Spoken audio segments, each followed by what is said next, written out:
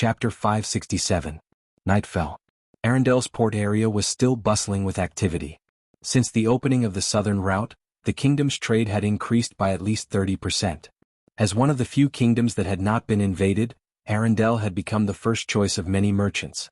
Some had even secretly moved their family properties to settle down here. Princess Royal's powerful strength was a form of protection. As long as Arendelle had Princess Royal, no one would dare to provoke Arendelle. In a dark alley, two sneaky figures were approaching. They showed each other something and then quickly went into the alley next to them. The eldest son of the Thornflower Grand Duke is on his way here. A gloomy-looking man leaned forward and slowly said, "Our undercover agent is among his group. We can get their movements at any time." "What is Second Prince's plan?" The other person was a middle-aged aristocrat with a scholarly look. However, his expression was somewhat gloomy. He reached out with his hand and made a throat-slitting gesture. He said in a deep voice, "Can we kill him?" The gloomy-looking man hesitated and slowly said, "It will be difficult. The eldest son of the Thornflower Grand Duke has a very powerful wizard beside him. If we kill him, I'm afraid we will have to suffer a lot of casualties. Besides, if we do that, won't we anger Princess Royal of Arendelle? Her strength is unfathomable. Even the shadow thieves do not dare to offend her." The middle-aged aristocrat glanced at him and said in a deep voice, "As long as we kill him before he arrives in Arendelle, there will be no problems. Once he arrives in Arendelle, he will naturally be under the protection of Princess Royal. Princess Royal will not allow others to assassinate her guests in her territory. This is a provocation to her dignity. However, if he is killed before he arrives in Arendelle, it will have nothing to do with her. The second son of the Thornflower Grand Duke has died. The third son is a good-for-nothing. The fourth son is still quite young. If we can kill his eldest son..." At this point he couldn't help but chuckle. Clearly the other party already knew the result. The gloomy man hesitated for a moment before slowly saying, "I can contact the assassins, but I'm not sure if I'll succeed. They're asking for a high price." The middle-aged noble nodded and said, "No problem. I'll transfer the funds to you immediately." The night gradually deepened. The two of them chatted for a long time before leaving in different directions. One of them entered the tavern, while the other returned to the residence of the second prince of the Falcon Kingdom. Southern Duchy, Wind Spear Hills territory. In an exquisitely decorated mansion, a group of young noble men and women were holding a banquet. Exquisite pastries were placed on the long table, and the bards of the tavern were invited to perform here. The focus of the audience was a beautiful woman with long blonde hair. The young nobles were trying their best to show off their strengths in front of her like peacocks courting a mate. From time to time, the other noble women would look at her with envy and jealousy. However, when they saw her beauty and the incomparably expensive jewelry she wore, they couldn't help but reveal a trace of frustration. Young, beautiful, rich. With a noble birth and excellent bloodline, the woman in front of them had become the target of the nobles of the Southern Duchy since she appeared. Arendelle was Princess Anna's best friend, a distinguished guest of the royal court, and had her own chamber of commerce. Adele Isabella looked at everything in front of her with boredom. In her opinion, the flaunting of these nobles was so ridiculous. Apart from the gifts left by their fathers, many of them were ignorant and incompetent people. Especially those who wanted to show off their martial arts in front of her. She could even easily deal with them all with one hand. At this moment, her appearance was very different from before. She was a woman who was good at learning and smart enough. With simple training, she had grasped everything a noble woman should know. Her hair had turned a beautiful golden color, and her expression was always graceful and elegant with a decent smile. Occasionally, her gaze would fall on a noble, and they would immediately become excited. No one could guess what she was thinking. Although she had been in and out of various banquets during this time, she had maintained a good relationship with everyone. There were many noble children who wanted to win her heart, but no one knew that all of this was a joke in her eyes. "My dear sister." Rafi's Isabella, who should be her cousin in name, came over. He was a young and handsome man with long blonde hair. He had inherited the excellent bloodline left by his father, but his face was pale and he seemed to have drunk too much. Ever since she returned to the Southern Duchy, her nominal cousin had started to crazily pursue her, not only because of her beauty, but also because of her astonishing wealth. Adele Isabella showed an elegant smile and avoided the other party's hand without leaving a trace. When the other party's expression was a little surprised, she smiled at the right time and said slowly, "Cousin Raphael, it seems a little boring here. Why don't we go out for a walk?" The young noble children cast envious eyes, and Rafis nodded with surprise and a little pride. Adele Isabella watched all this with a tranquil gaze. Probably no one knew that in her heart, this cheap cousin in front of her was already a half-dead man, and the nature of a pirate had been left in her bones. According to the original plan and her mission, her cheap cousin would die in an accident not long after. He might die in the hands of bandits or he might die for other reasons. The process was not important. What was important was that he must die. As a descendant of Isabella, she would also be eligible for inheritance. This would be a large territory near the south coast. The mission had begun. All the plans were working normally. Although nominally controlling a chamber of commerce, Adele Isabella was actually controlling an army behind the curtain, including the elite troops disguised as caravan guards, as well as the assassins from Mordor City. Recently, some small accidents had happened in the southern duchy, and some nobles had died. No one knew who was behind the scenes, and it was estimated that no one would be willing to investigate at this time. After all, these accidents did not seem to have any problems. Before leaving, Adele quietly winked to the side, and soon a rogue disguised as a servant quietly left. No one knew where he went, but Adele knew that the time was ripe. The mission given by His Excellency Soren. So, she could complete it beautifully, and presumably this would be rewarded by His Excellency. Chapter 568. Outside the gorgeous noble manor. A young man walked out cautiously. He looked around and then disappeared into the shadows. This was an advanced rogue. Maybe he was not very strong, but it was easy to deal with a few noble guards. The young man went all the way outside. At this moment, there were already 3 men waiting for him nearby. Most of the pirates' images were not up to standard, so those who stayed by Adele Isabella's side as followers were basically selected to look more normal. These people still had to pay attention to their image, but the people who operated in the dark did not have so many concerns. In front of him were 3 old pirates, one of whom even participated in the battle against the Swamp King. "How's the plan going?" The young man glanced at the others who were already present and said in a deep voice, "There must be no mistakes in the task given by His Excellency Beheader." The middle-aged man, whose left ear was missing a section, seemed to have been bitten off by something, nodded and replied, "The bandits and robbers nearby have all been taken in by us. These guys don't know our identity at all and they didn't alert the other forces. Some bandits and robbers were hiding in the wild forest. Not many people would care too much about them." "Very good." A cold light appeared in the young man's eyes and he whispered, "It's almost time to let that annoying noble die. Next. It's about the inheritance of the territory. Lady Adele must be the first heir of the Windspear territory." The 3 men looked at each other and said, "Understood. The territory of the Southern Principality. Even idiots should know that His Excellency Soren was going to attack the kingdom near the south coast. This would be an important starting point and the key for their forces to break through the coastal blockade and go deep into the Southern Principality. The Mordor threat was fermenting little by little. Their task must be accelerated. Before the other nobles became aware of this, everything would become an established fact. At that time, even if they found out, it would be difficult to stop them, unless they dared to go to war with the city of Mordor. Northern Sea.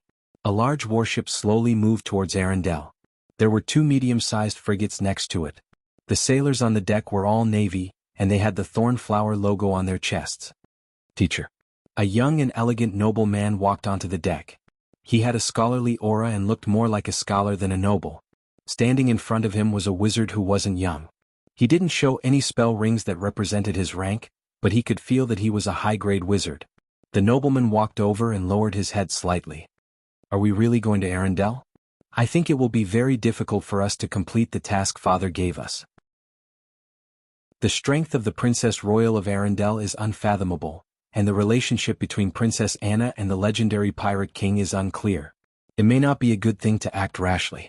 If we anger the Pirate King, I'm worried." The old adept standing in front of him chuckled and shook his head. "Loka, you still don't understand the crux of the matter. Our trip to Arendelle is not to let you compete with the second prince of the Falcon Kingdom and find a way to marry Princess Anna. Actually, our most important task is not to find a way to marry Princess Anna, but to prevent the second prince of the Falcon Kingdom from marrying Princess Anna." "You're right. The Pirate King can't be easily offended, but if we can disrupt the second prince of the Falcon Kingdom's marriage proposal, it's not impossible to gain his favor. Your purpose this time is to make the other party fail, and it doesn't matter if you use some dishonorable means. I heard that His Royal Highness the Second Prince of the Falcon Kingdom has a messy private life, and there are some unclear rumors about his father's secret lover. What you need to do now is to seize this point and completely destroy his image in the hearts of Princess Royal and Princess Anna. As for the marriage proposal, it's just a slogan. The Duke of Thornflower also knows that we are far away from Arendelle, and it's difficult for Princess Royal to choose us in all aspects. We're here to cause trouble. For this reason, it doesn't matter even if we use a little underhanded means. We're here to fight with His Royal Highness the Second Prince of the Falcon Kingdom to reduce the other party's image in the hearts of the two princesses of Arendelle. The old wizard's eyes were full of another kind of wisdom, and he directly and clearly told the young man everything he needed to do. Destroying the image of His Royal Highness the Second Prince of the Falcon Kingdom was definitely much easier than winning the heart of Princess Anna. The young nobleman nodded, but he was still a little uneasy because he felt that the Second Prince of the Falcon Kingdom was not so easy to deal with. The other party might not be willing to see him come to Arendelle.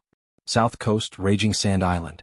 The half-elf first mate held the information in his hand and couldn't help but frown and murmur, "The Second Prince of the Falcon Kingdom? He's really looking for trouble." Bang. He threw the information on the table heavily and then said in a deep voice, "Men, prepare the warship. It looks like we're going to teach the Falcon Kingdom a little lesson." He actually dared to propose to Princess Anna of Arendelle. This news had not yet been sent to Soren, but it had already caused an uproar among many pirate leaders. This kind of thing was a provocation to them, because in the eyes of these pirate leaders, Princess Anna was undoubtedly Soren's woman. The relationship between Mordor City and Arendelle was getting closer and closer. The most important thing to maintain this relationship was the personal relationship between Sir Soren and Princess Anna. No matter what the outside world thought, no matter what the truth was, these pirate leaders insisted that these two people were very close. Arendelle was the closest ally of Mordor City. The pirate leaders valued their own interests and the interests of Mordor City.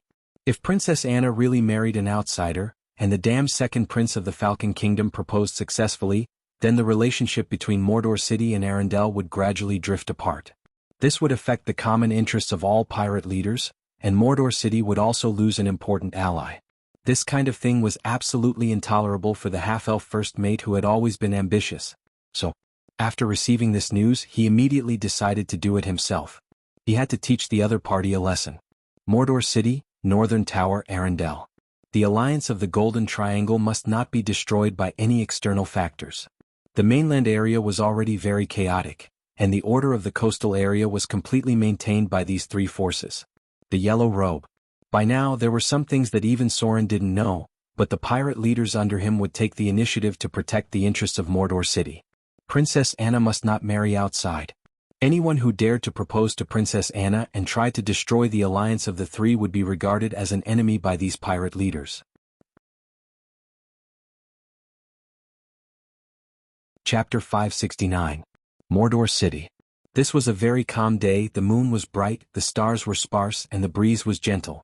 After the sky darkened, people who had long been accustomed to the regular life here returned to their homes. Even the pirates who had always been unruly now just had a drink in the tavern and returned to the barracks. It had to be said that the environment could really change a person. In a holistic environment, those who could not integrate into the group would eventually be eliminated, and the rest would gradually adapt to the rules here. It could be said that Mordor City had changed many people's camps. Whether they were good or evil, many pirates of the Chaos Camp had at least become neutral camp, and some even directly changed to the lawful camp. This was the power of the rules.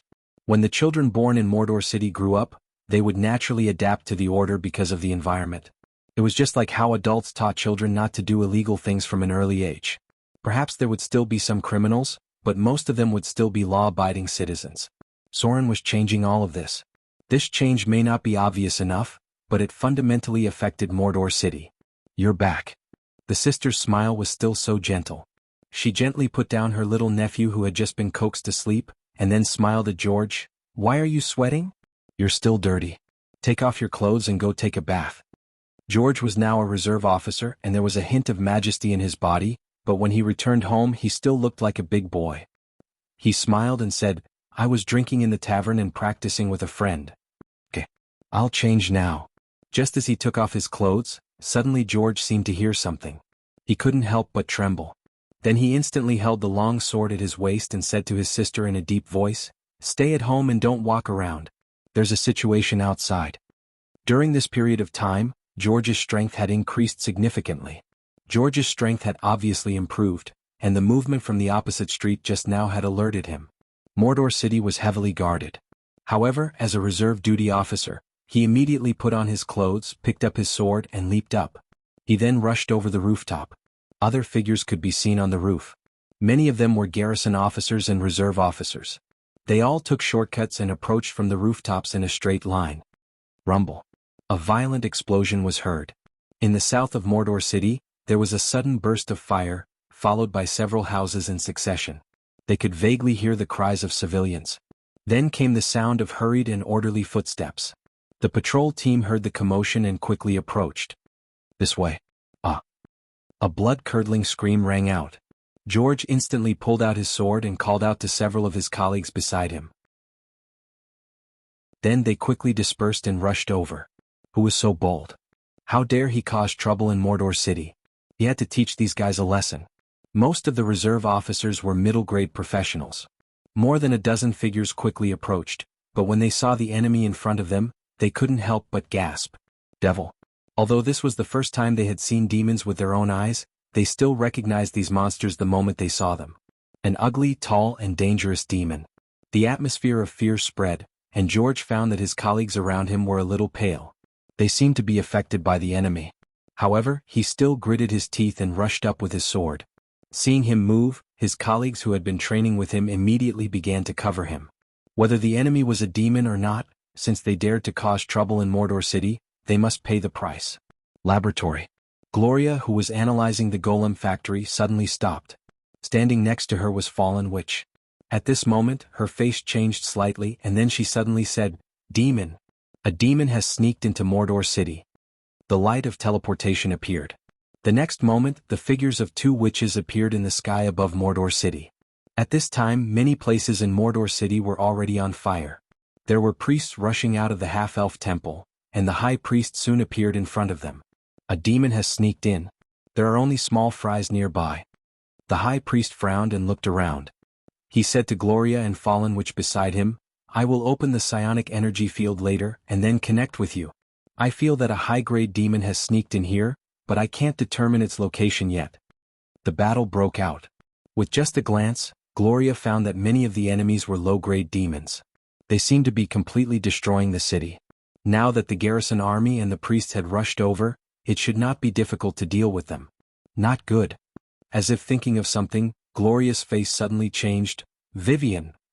Rumble. An amazing explosion suddenly came from Soren's mansion. Gloria's face turned pale instantly. She directly teleported over there and said anxiously, "Vivian." It's Vivian's side. The defensive alert circle has been broken. The fire soared into the sky. When the three of them arrived, there were already many demon corpses in front of them. Lulu's petite body landed on their side, holding a cold dagger in her hand. Next to her was a dead demon. The little cat girl's arm was dripping blood. She looked a little flustered and said, "Demon. A very powerful demon." Vivian is awake. The demon is inside and so is Vivian. Meow. Fallen Witch glanced at the corpses on the ground. Suddenly she landed next to the corpse of a bald man.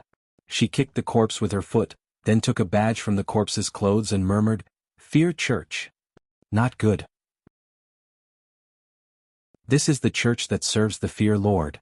Gloria and Fallen Witch naturally knew about Vivian's hidden identity. So now the believers of the Fear Church and the demons of the Abyss appeared at the same time. Even an idiot could guess that they came for Vivian. Soren had just left not long ago.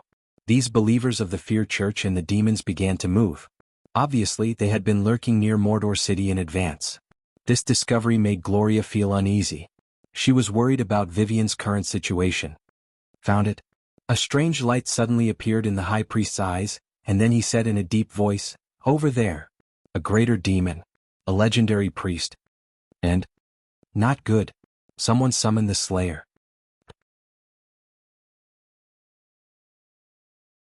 Chapter 570. Ho ho ho. George leaned against the corner and gasped violently. In front of him was a killed demon, next to his injured colleagues and a dead pirate captain. For a long time, George had some prejudice against pirates, which was roughly equivalent to the kind of, it's easy to change mountains and rivers, but it's hard to change one's nature.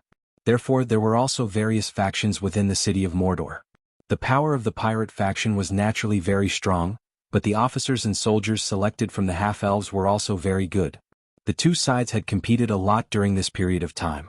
The dead pirate captain was George's opponent. But just now, this man covered in scars faced the devil's attack head-on in order to cover their flank attack. The huge force shattered his bones, and before George and the others could rescue him, the man died under the devil's hands. Even at the moment of death, this fierce man who had been drifting on the sea for half of his life still used his last strength to pierce the demon's throat, which allowed them to successfully kill the demon. A powerful demon. They had never faced such a dangerous enemy. Although they had heard of demons and devils in other parts of the continent, this was the first time in the territory of Mordor. George slowly stood up and came to the dead comrade. He slowly knelt down on one knee and then closed the other party's eyes.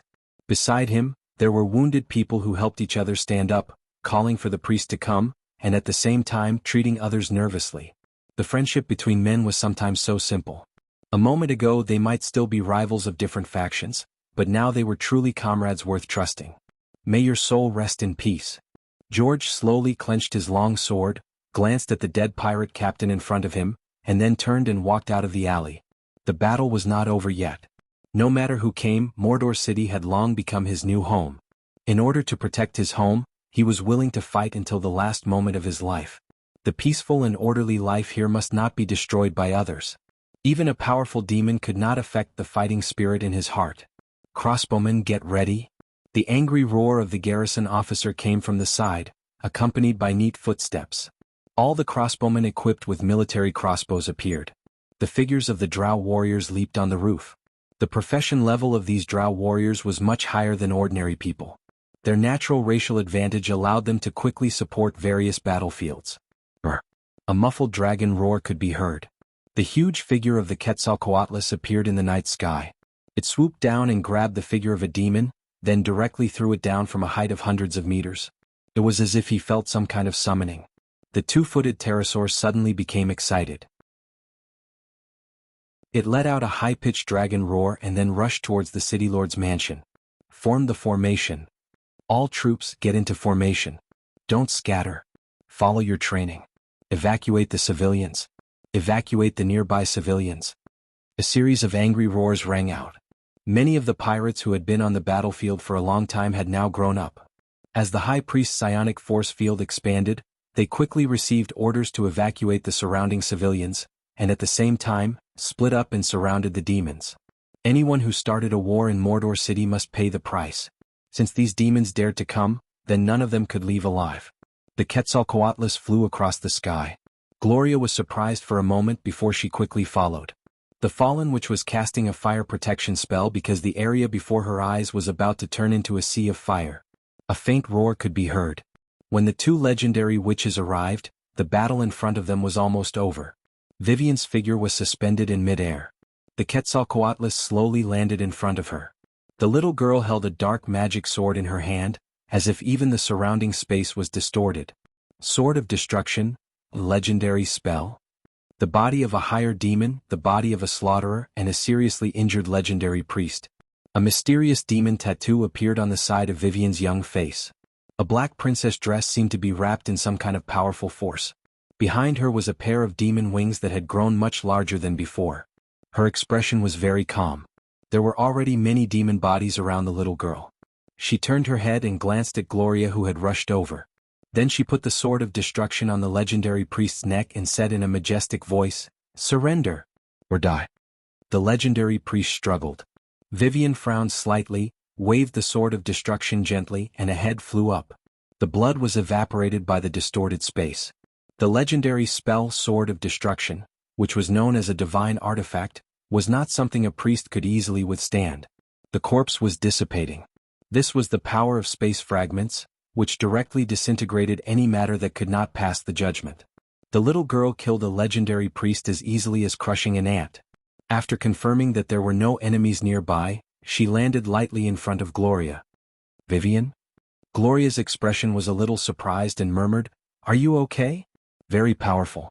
The legendary spell was so easy to use. At this moment, Gloria even suspected that Vivian was stronger than the most powerful spellcaster she had ever met, the Northern Witch. A high-grade legendary spellcaster. Incredible power. Vivian's changes were no less than Soren's. "I'm fine."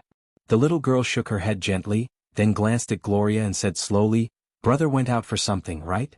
Gloria nodded slowly and hurriedly said, "Yes. But he will be back soon." Vivian shook her head, and a smile appeared at the corner of her mouth. Then she gently landed on the back of the Quetzalcoatlus. She looked at Gloria calmly and whispered, "I'm leaving. This is my fate. I can't always run away. I always want to rely on my brother. I am the Witch of Fear. Fate has decided that I must face all of this personally. Please tell my brother. When it's time to end all of this, I will return to him.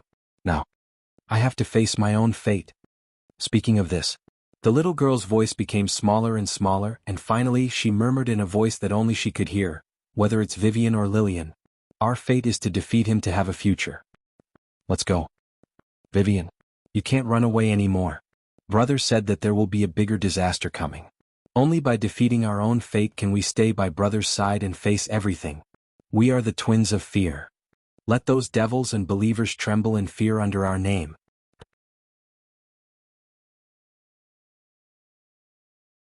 Chapter 571. The huge body of the Quetzalcoatlus rose into the air.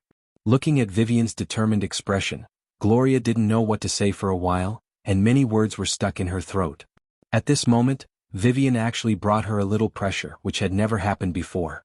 She felt the aura of the mentor's class on Vivian. She couldn't believe that Vivian had advanced to the advanced legendary strength of the Eye of the North. At the same time, there was a power of fear spreading. Although it was not directed at her, it still affected her a little. The wind whistled. Vivian's attitude was so determined that when the Quetzalcoatlus rose into the air, Gloria couldn't even stop her. Meow. But at this time, a petite figure suddenly rushed out, grabbed the tail of the Quetzalcoatlus, and then jumped on the back of the Quetzalcoatlus with amazing agility. She grabbed the skin of the Quetzalcoatlus and said anxiously, "Don't leave Lulu, meow." Meow. Lulu wants to go too. Lulu can help you. Meow. Lulu can fight 10 people by herself. Vivian's expression froze for a moment, then a smile appeared at the corner of her mouth and said softly, "Okay. Then take Lulu with you. Hold on tight." The Quetzalcoatlus's huge body rose into the sky. Lulu's excited meow could be faintly heard in the air, and the wind blew the sand and stones around. Fallen Witch came over at this time and said slowly, "Aren't you going to stop her? If Soren comes back and doesn't see her, he may be very angry." Gloria shook her head gently and said, "It's useless. If she insists on going, we can't stop her at all. Besides, I left a magic mark on them so I can track their location at any time." After all, she was an orthodox Northern Witch. When she saw Vivian's determined attitude, Gloria immediately prepared a backup plan. "Where are they going?" Fallen Witch stared at the Quetzalcoatlus in the sky and said in a low voice, "Soren values her more than his own life. I'm afraid that something bad might happen." Gloria's expression was solemn as she murmured, "It doesn't look like he's leaving this plane. As long as we don't leave this plane, there won't be any problems. She's probably preparing to deal with the Terror Church. I'll arrange for people to spread out now. We should be able to get news of her soon." Vivian was not a reckless little girl. Gloria had taught her for a long time, so she could clearly feel that Vivian was very similar to Soren. Make a plan and act. If Vivian really intended to face the Dreadlord personally, then the first thing she would deal with would be the Church of Fear. The demigod vampire had fallen. The interior of the Church of Fear had probably changed again. Looking at what Vivian said just now, the little girl seemed to want to recover this church as the Witch of Fear. With her current ability as a high-grade legendary spellcaster, it would not be difficult to remove the Church of Fear in the material plane. As long as she didn't leave the material plane to go to a place like the Abyss, no one could stop her even if she encountered any trouble. This was also the reason why Gloria was relieved to let her leave. Young birds would always spread their wings and fly high one day. Soren was an eagle soaring in the sky, so Vivian was probably not much worse.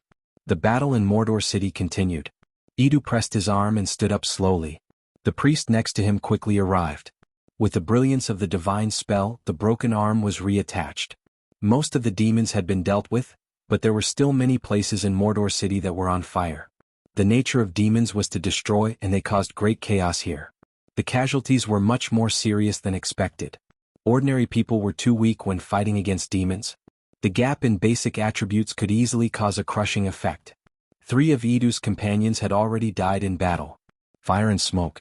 The city garrison had begun to put out the fire, and there were cries of the old, weak, women and children. The half-elf garrison had more casualties, and the battle-hardened pirates had fewer casualties. But at this moment, everyone's face was dignified. Scattered battles still broke out in some corners. The appearance of the demons was unsettling. There was a sense of crisis. Idu returned to his residence after dealing with his injuries. The next thing would be taken over by the garrison. They were busy until dawn the next day before everything was dealt with. His sister's eyes were a little red. On one hand she was worried about his injuries, and on the other hand she didn't sleep all night. Idu also didn't sleep all night. When he got up the next day he could see the burned houses on the opposite street. Although the security team had settled the civilians, many people were a little uneasy. He had long heard that there were traces of demons and devils in other places on the continent. Now demons also appeared in Mordor City. It seemed that the situation was not so optimistic. The efficiency of Mordor City was very high. The next day all the order had been restored and the burned houses were being rebuilt. Idu found that their training tasks were much stricter than before. Many of his colleagues' expressions were quite dignified. They gritted their teeth and silently endured more difficult combat training. A sense of crisis. When they formed a sense of identity with Mordor City, a new sense of crisis also appeared. Unlike the last time when the orcs attacked, this time they wanted to protect all of this with their own strength. The powerful strength of the demons gave them a lot of pressure. Pressure may knock a person down, but it may also force out more potential. Although they suffered heavy losses. But they also won the final victory. No demons who offended Mordor City left alive. So all these sacrifices were worth it. There were faint cries and prayers in his ears. The soldiers who died in battle were being buried by priests, praying for their souls to rest in the glory of God. Idu lifted the 300-pound stone lock and exercised silently. His burly body was full of sweat. Night fell. Since being promoted to a reserve officer, Idu seemed to have developed the habit of drinking a drink every day, but today he didn't have such an idea at all.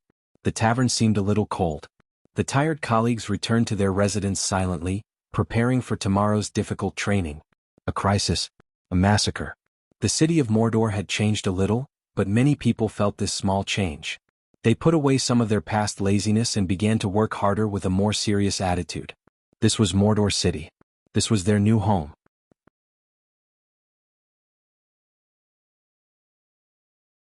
Chapter 572. The second day of the Golumba Arena. When Sauron walked out of the lava tavern he could clearly feel that the atmosphere here was a little tense.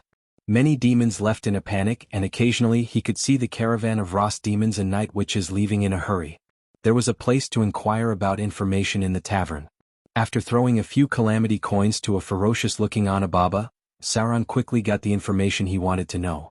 The demons were defeated again. The infernal demons attacked the rear of the 10,000 Abyss Plain in the first layer of the Abyss, and the real elites of the devils pulled out several military fortresses of the demons in succession. What was even more disturbing was that the Blood Battle Fortress was transformed into a place of order by the devils. At present, 2 of the 8 infernal demons were stationed in the Blood Battle Fortress. According to the past, many demon lords should not sit still when encountering this kind of thing. Whether it was the Succubus Queen, Mechanut, the Knoll King Yeenagu, the Tauren King, Buffet, the Undead Lord, the Balrog King Womians, etc., these demon lords should frantically reinforce the front line and even send their elite forces to recapture the lost territory. But the problem now was just the opposite. All the demon lords did not move, and they had no intention of reinforcing the first layer of the abyss. What was even more strange was that the devils also began to search for the defensive line. They clearly had a great advantage, but they did not pursue and destroy these demons. Instead, they retreated near the Blood Battle Fortress. It was said that the scale of the blood battle during this period was the smallest in hundreds of years. All the small-scale conflicts broke out, and many powerful demons and devils stopped moving. After hearing this news, the first reaction in Sauron's mind was the Avatar crisis. The blood battle was temporarily suspended. Because of the outbreak of the Avatar crisis, the scale of the blood battle was directly reduced to a small group battle, and the main forces of both sides began to turn their eyes to other planes. The plane barrier had not weakened yet. But Sauron could feel that it was much easier to cross planes than in the past. When the Avatar crisis really began, the plane barrier would be shattered by the energy storm. At that time, even a timid demon could slip into other planes. The battle in the Golumba arena continued. This was the third level of the bottomless abyss. If they wanted to reach here, they would have to destroy the second level. Therefore, the demons were not afraid. It was a gray day. When Sauron stepped onto the Golumba arena again, the demons in the audience immediately howled in excitement. Sauron! Sauron! The Beheader Sauron! 2 battles.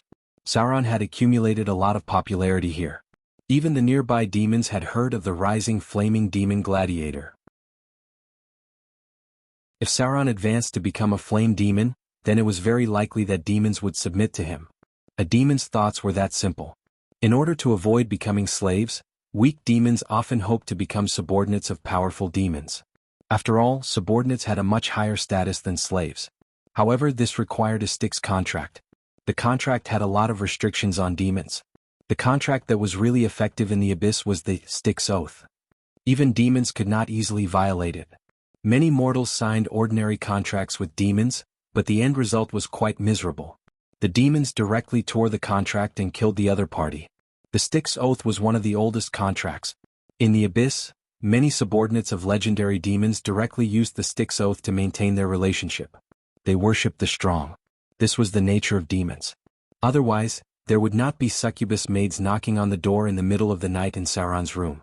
It seems that our beheader Sauron is very popular. The goblin fiend warlock smirked as he looked around. Then he stood on the high platform of the arena, and an excited smile appeared on his face as he shouted, "Today will be an extremely exciting battle. Because today is the Chaos Battle. Later there will be 8 powerful gladiators on the stage at the same time. They are all terrifying warriors. Only the last person alive can win. Chaos Battle." Hearing the voice of the goblin demon warlock, the demons in the audience cheered enthusiastically. Their chaotic nature made them like this battle mode the most. A chaotic battle of gladiators. No one could predict who the final winner would be. Next. The goblin demon warlock saw that the atmosphere in the arena had been stirred up. He was quite proud and said loudly, "Let's welcome our first contestant. Mind Flayer Longs." The heavy iron gate rose and a strange creature in a dark robe floated out. It was covered in a powerful psionic force field and had a trace of demonic aura. Its face looked like a humanoid octopus monster with 4 disgusting tentacles. Its skin was a strange lavender color and it was covered with some kind of mucus. Mind Flayers were hermaphroditic creatures. Their nature was like that of drows and spiders. In their long history they were extremely violent and cruel. To deal with their enemies, the Mind Flayers would tear the enemy's head and steal their brains.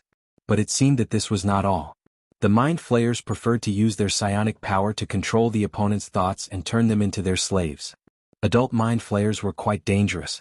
This was one of the most hated enemies in the Underdark, and this Mind Flayer from the Abyss was undoubtedly even more terrifying. Mind Flayers had an innate +8 intelligence bonus, and it required an extremely strong will to deal with them. Sauron frowned slightly. With the appearance of the Mind Flayer, the entire arena quieted down. The expressions of the demons were more interesting. Some were disgusted and some were curious. This kind of monster was not very common in the Abyss. The goblin demon warlock was very satisfied with the expressions of the audience.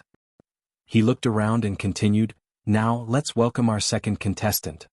From the depths of the Abyss, 10,000-eyed demon Abyss. Beholder Grodok. Rumble." The iron gate slowly rose and a huge beholder floated in the air.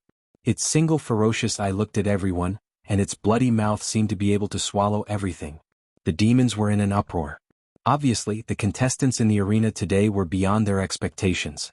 The goblin demon warlock looked quite proud. He continued to speak in an excited tone, "Next is our third contestant. Frost Giant Urgle. Rumble." Heavy footsteps sounded, and the whole ground seemed to be trembling slightly. A mutated giant of more than 5 meters tall slowly walked out. It was wearing simple armor and held a metal mace that weighed more than 1,000 pounds in its hand. The whole arena was in an uproar. This time the goblins were really generous. Almost all the gladiators that came out were quasi-legendary and above.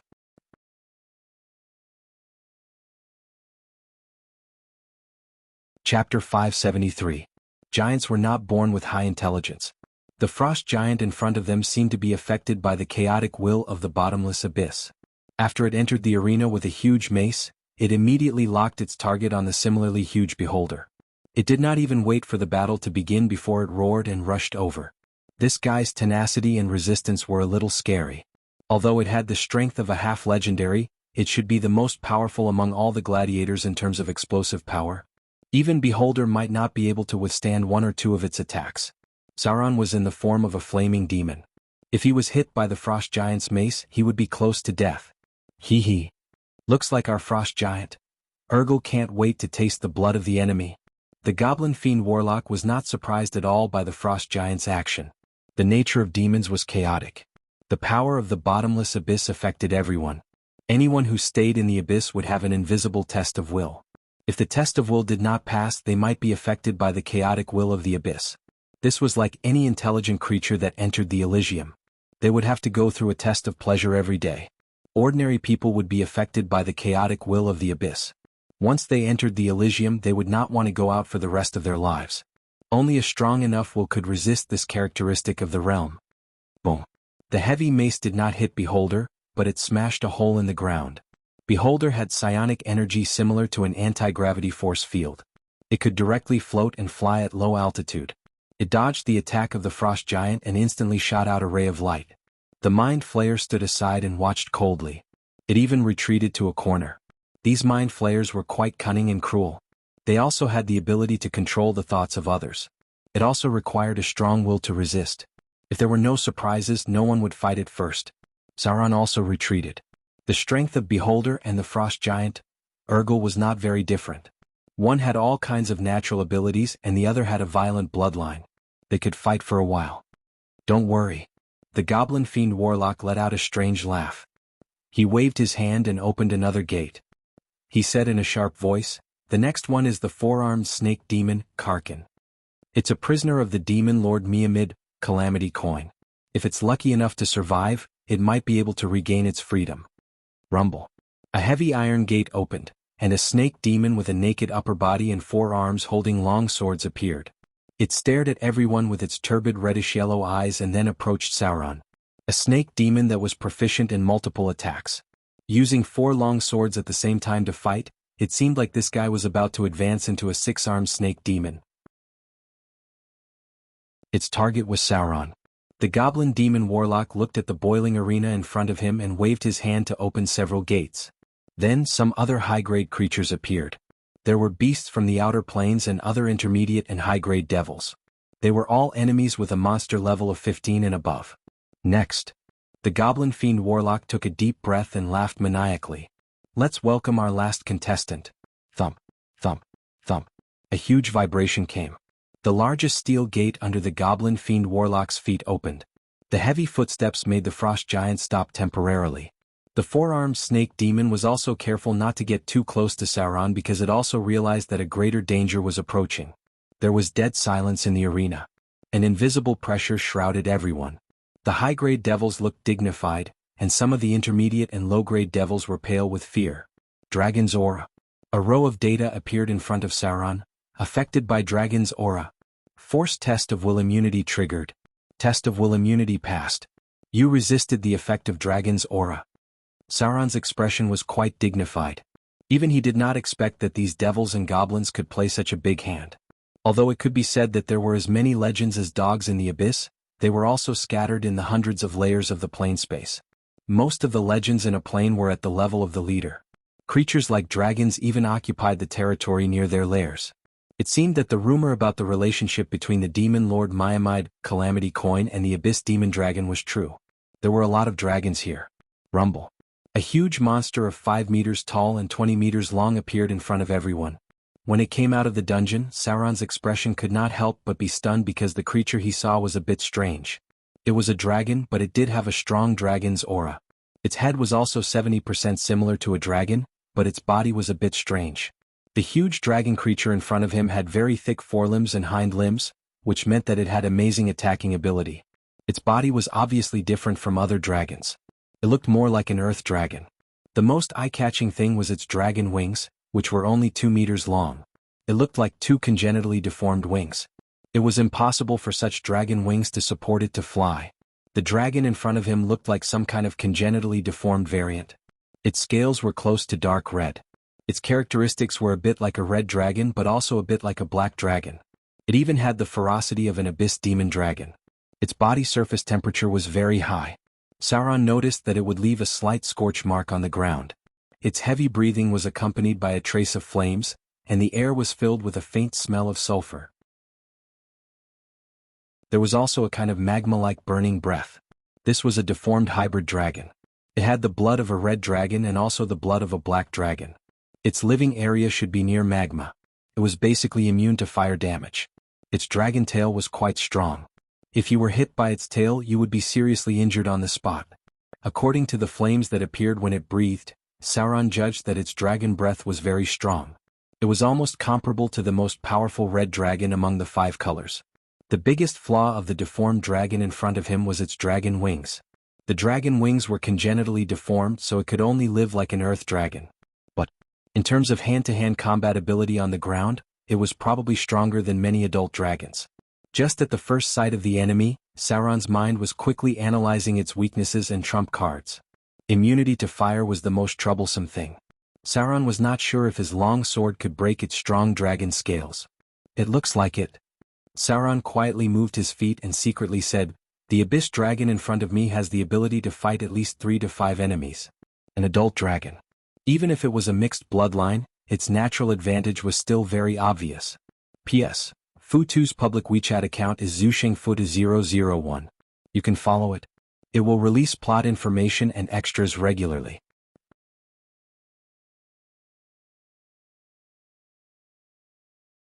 Chapter 574.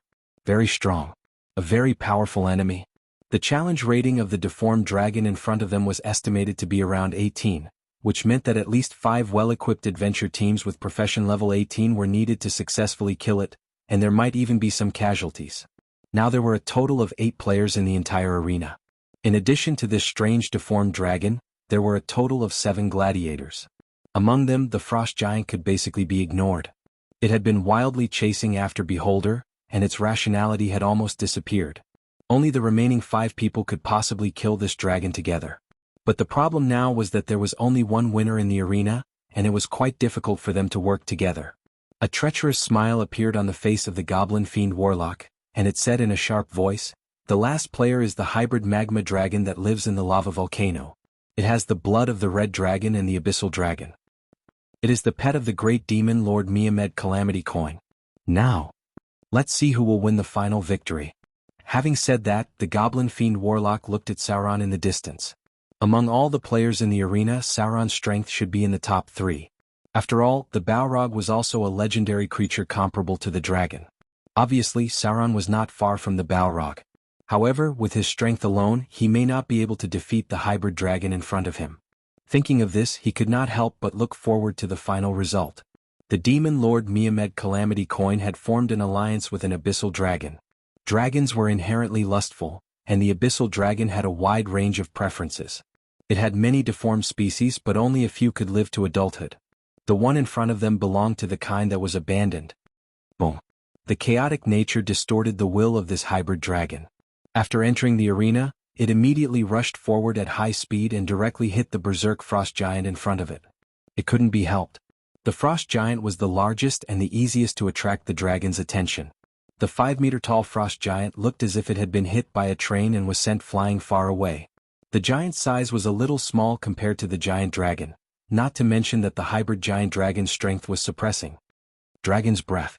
After severely injuring the frost giant, the mixed-blood lava dragon in front of him took a deep breath. Its chest was larger than that of an ordinary dragon. When it breathed, its whole body seemed to expand. Then, a wave of scorching dragon breath flames gushed out. The ferocious dragon swayed its head, and terrifying flames covered an area of more than 50 meters. As a mixed-blood dragon, its dragon breath had a wider range than the red dragon, and it lasted much longer. Dragon tail sweep. The strong dragon tail lashed out the moment the dragon breath ended, sending an enemy flying more than 10 meters away. The magma dragon rushed toward the frost giant at high speed, opened its bloody mouth and bit down on its head. With a crunching sound, the frost giant's head was bitten off in an instant. Instant kill. In just the first round of attacks, the frost giant died and the other two were injured. Although the magma dragon's chaotic nature affected it, its intelligence was not low. At first glance, it judged that the frost giant with a mace that weighed more than 1,000 pounds was the biggest threat to it. Even a dragon would not be able to withstand a few hits from such a heavy weapon. In addition, the frost giant's natural breath was very annoying to the magma dragon, so it was natural for it to be the first target. We must work together. Sauron realized this in an instant. Almost no one else present could fight against this dragon. If they did not work together, everyone would die here. Only if they worked together to kill the dragon first, the rest of the people would have a chance to survive. A wave of psionic power came. Unknowingly, several middle-ranked demons had appeared beside the mind flayer as meat shields. Upon closer inspection, the audience behind it was actually empty. Sauron's expression froze for a moment. Then he realized that these demons were all demons in the audience seats of the arena. They were directly captured by the mind flayer using mind control. It seemed that the mind flayer was preparing to use these demons as cannon fodder and meat shields. Sauron did not know if such a move was against the rules, but looking at the expressions of the nearby demons and goblins, it seemed that such a situation was allowed by them. In fact, according to the rules of the Golumba arena, if a demon came to the arena, it was equivalent to joining this death battle. With the chaotic nature of demons, there would occasionally be guys who felt that they were tired of living and directly jumped from the audience into the arena. This behavior was recognized in the Golumba arena. Obviously, those demons who came down were not voluntary. They were controlled by the mind flayer. Such a situation frightened the nearby demons, and they retreated one after another. They avoided the mind flayer as if they were avoiding the plague. They did not even have the mood to watch the duel. Now there was only one thought in their minds, and that was to not get close to the mind flayer. It was too dangerous. The cannon fodder was in position. After using powerful psionic energy to directly capture the demons in the audience as cannon fodder, the mind flayer immediately transmitted a message to the others in the arena. We must work together to deal with this dragon. Otherwise, no one can win against it alone. Everyone was going to die here. I'll control people and attract attention. You guys find a chance to attack. There was no time to discuss tactics. The powerful hybrid dragon had already pounced on the second gladiator. The demon cannon fodder charged. The mind flayer's enslavement ability was far beyond any other race. A mind flayer could control the minds of multiple slaves at the same time. Even after the death of a cannon fodder, it could immediately find new cannon fodder from the audience. In order to prove its sincerity, the mind flayer immediately let the demon cannon fodder charge forward with a probing attack at the same time. The first to respond was the beholder. Because after the death of the frost giant, it was the second large target. It was easy to become the dragon's primary target. Rays of light shot out. The beholder floated in the air with the help of psionic energy. Following the mind flayer, it directly tried to use spells to control the demons next to the audience as cannon fodder. The two major slave owners in the Underdark. Naturally, the mind flayers ranked first. They had once enslaved the entire Grey Dwarf race, and their ability to control minds was one of the few in the multiverse. However, the beholders also had a large number of slaves in the Dark Zone. In just one round, these two evil creatures that were close to the legendary level controlled 7 or 8 demon cannon fodder. Although their strength was obviously much weaker than the gladiators, they could be used to attract the attention of the enemy and exhaust the opponent for a while. At this moment, the demons in the spectator seats were really unlucky. The opponents participating in the duel today were a little different from what they saw in the past. Occasionally, there would be battles where innocent people were injured, but those were just accidents. Everything that had happened today had been intentional. The goblin demon warlock looked at everything in front of it with a strange expression. There was a playful smile on its face as if it had no intention of stopping it. Inside the Golumba arena. As long as you entered the arena, you would be considered to have joined the battle. It didn't matter if you jumped down on purpose, fell down by accident, or was controlled by someone. This was all in line with the rules of the Golumba arena. In the chaotic nature of the goblin demon warlock, this death battle had obviously become more exciting because of the mind flayer and the beholder's actions of capturing cannon fodder. The battle was still going on. The demon cannon fodder was consumed very quickly. Perhaps it was annoyed by these little bugs. The lava dragon could not help but take a deep breath again. But at this moment, Sauron's figure suddenly moved. He rushed to the dragon in front of him from the side. The demonic wings on his back flapped. He held the long sword with both hands at an amazing speed and pierced the dragon's chest where the dragon was spitting out dragon breath. On the other side of the arena, the four-armed Naga's expression was a little hesitant, but in the end, it went around the dragon from the other side. In terms of physical damage, the four-armed Naga was definitely more powerful than Sauron. It might even be more powerful than the frost giant. Among all the gladiators present, only it could cause huge damage to the dragon in a short period of time. Only by killing the dragon could they possibly become the final victors.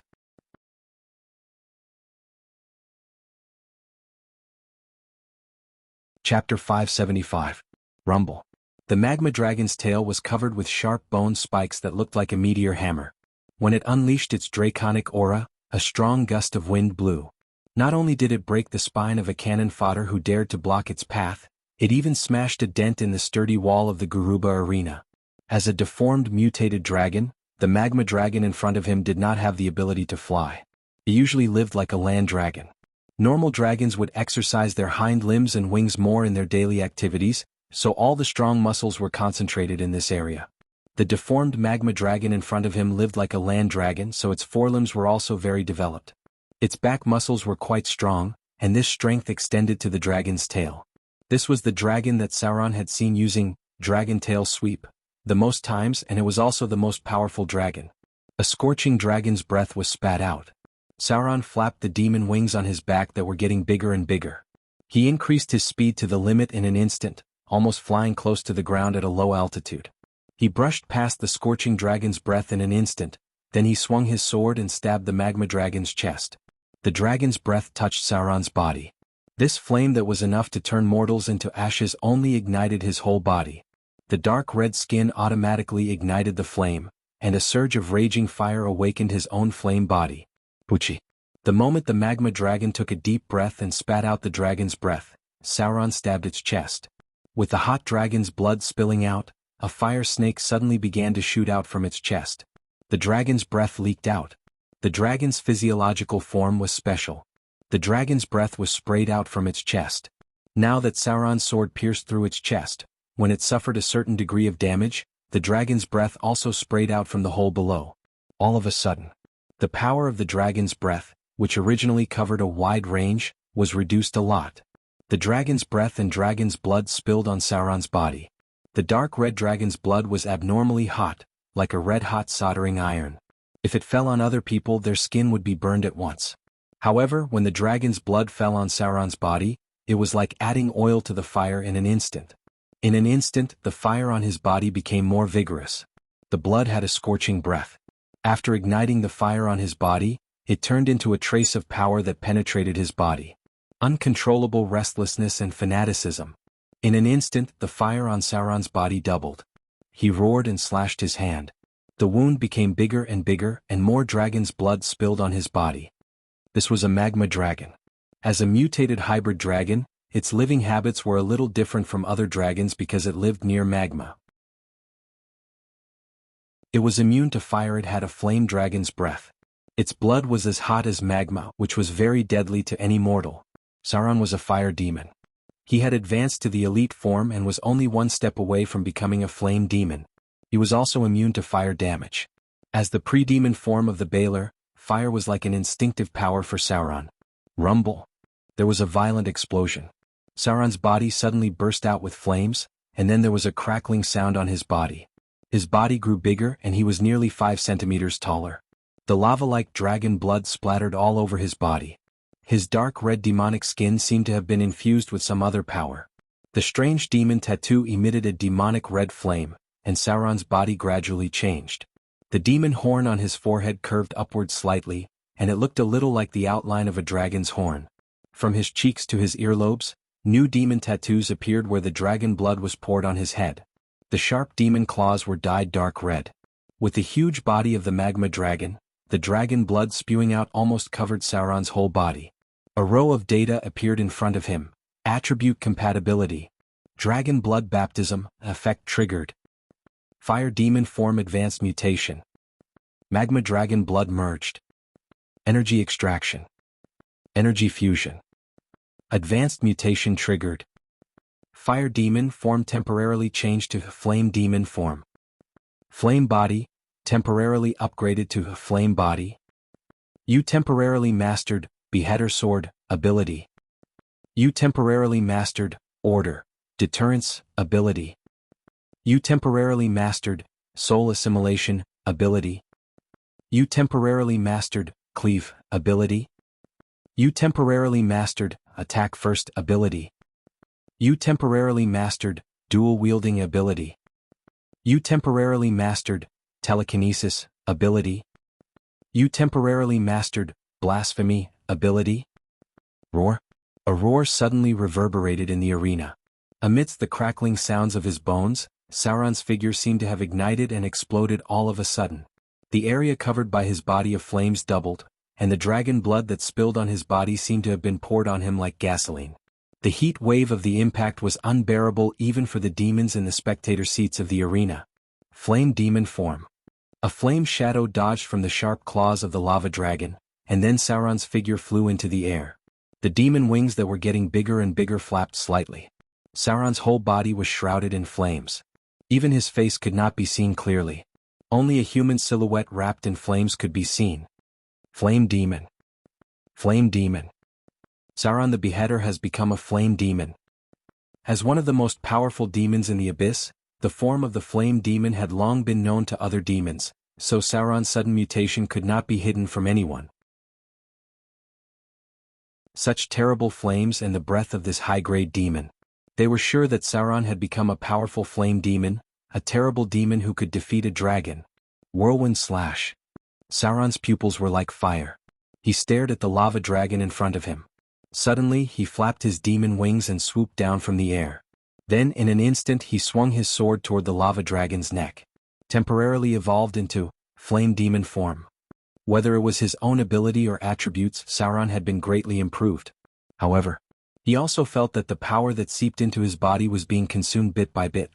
This power came from the blood of the magma dragon in front of him, and not his own power. Therefore he needed more dragon blood. Only more dragon blood could continue to maintain his flame demon form. This dragon blood had the power of lava. For him, it was like a warrior suddenly drinking a bottle of giant strength potion.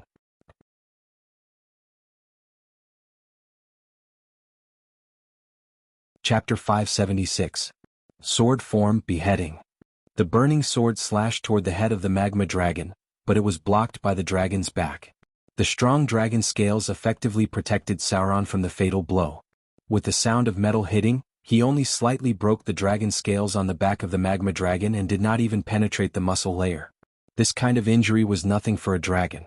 Any physical damage that could not penetrate the muscle layer and attack the internal organs was difficult to pose a fatal threat to them. However, a stream of dragon blood splashed out. The dragon blood stained Sauron's body, and as long as it touched the fire on his body, it immediately ignited like gasoline and then turned into a more scorching fire all over the battlefield. The consumed power was recovering. Sauron could feel that as long as he succeeded in staining the dragon blood, the power consumed in the Balrog form could be recovered a lot. More dragon blood. He must have more dragon blood. Even if he transformed into the form of the Balrog, he could not completely suppress the magma dragon in front of him. He must ensure that he could maintain the power of the Balrog form to win the final victory. Roar. The magma dragon's painful roar sounded. Just as Sauron fought with the magma dragon, the four-armed snake demon also went behind it. This warrior with 4 arms and 4 long swords at the same time was simply a killing machine. Its speed was like a whirlwind compared to Sauron's. With the high-speed sprint of the snake tail, the 4-armed snake demon launched a spinning attack in an instant. The 4 long swords staggered and rotated at the same time and slashed the lower body of the magma dragon. The dragon's scales were broken by the amazing power of the snake demon, and then a bloody wound appeared. Dragon tail sweep. A huge roar came, and the 4-armed snake demon directly crawled on the ground like a snake sprinting. It actually avoided a fatal dragon tail sweep attack by a hair's breadth. The beam of the beholder hit the head of the magma dragon. The mind flayer seemed to have some concerns about Sauron's sudden change. It temporarily stopped the attack and just controlled the demon cannon fodder to rush forward. Raging flames surged. Sauron's figure rose into the air. The demon wings of the Balrog could support him to fly at a low altitude, which was a huge advantage for him because the biggest weakness of the lava dragon in front of him was that it could not fly. Its pair of deformed dragon wings were completely decorative. Decapitation. The scorching longsword slashed down again. When the magma dragon saw that it couldn't hit Sauron, it immediately rushed to the four-armed snake devil beside him. At the same time, it opened its mouth and spat out a dragon breath at Eye Devil in the distance. Even in the face of multiple enemies at the same time, the magma dragon's powerful vitality and defensive ability that were unique to the dragon race still allowed it to be on par with it. Clang, clang. As the dragon's tail swept over, Sauron's figure was sent flying. A feint.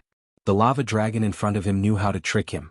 It looked like it was attacking Eye Devil and four-armed Naga, but it was actually tricking Sauron into attacking it with its tail. Plop. Sauron's figure flew out and spat out a mouthful of blood. Facing the huge magma dragon, he rolled to avoid the opponent's attack, and then rushed to the position where the four-armed Naga hit the magma dragon at the beginning. The ground was full of hot dragon blood.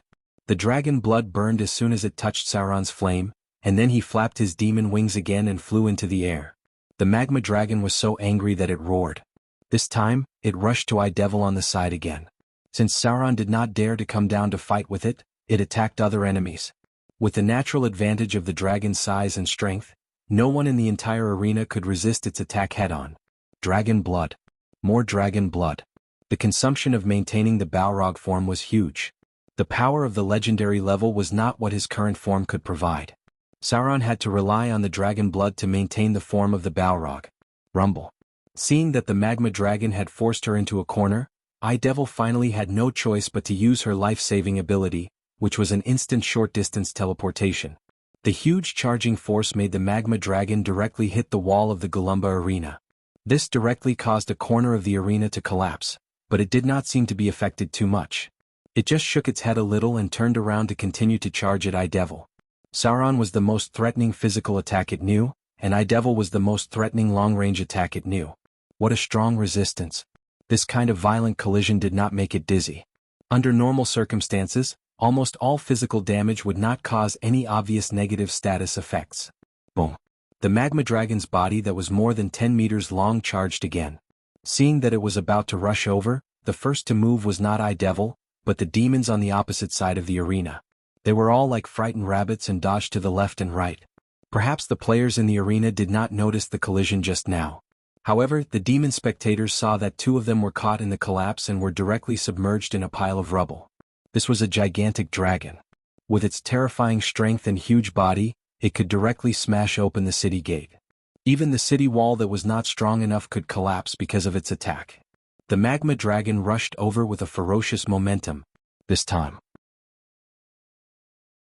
The four-armed snake demon that was wandering on the side of the arena found an opportunity and rushed over in an instant and slashed the body of the magma dragon from behind. Bang! No one knew if the magma dragon had eyes on the back of its head. Sauron's attack was directly hit by the dragon's tail. Although the four-armed snake demon's attack hit the opponent, it was quickly swept away by the dragon's tail. Patter. The four-armed snake demon's body was directly slapped and smashed into the solid wall. Even the wall behind it had a slight crack. If the snake demon was not born with strong physical strength, it would have died. Another one was seriously injured. The suppression of the magma dragon's strength and size was too obvious. Sauron blocked its attack, but he was still sent flying and vomited blood. The four-armed snake demon's physique was probably not as good as his, so it was directly in a state of serious injury. Eye Devil was once again forced into a corner. Its huge body was quite cumbersome and didn't even have the ability to move on its own. As a huge meatball, it could only rely on its psionic power to fly at a low altitude. How could its speed be faster than the high-speed magma dragon? Opportunity. Just at the moment when the magma dragon sent the four-armed snake demon flying, Sauron once again perceived that this was an opportunity to attack. He instantly swooped down and slashed the enemy in front of him. However, at this moment, the mind flayer that had been holding back began to move. It gradually approached the heavily injured four-armed snake fiend. In the mind flayer's turbid eyes, a demonic light of magic emerged. The four-armed snake demon's body stiffened in an instant, and then its expression gradually became dull.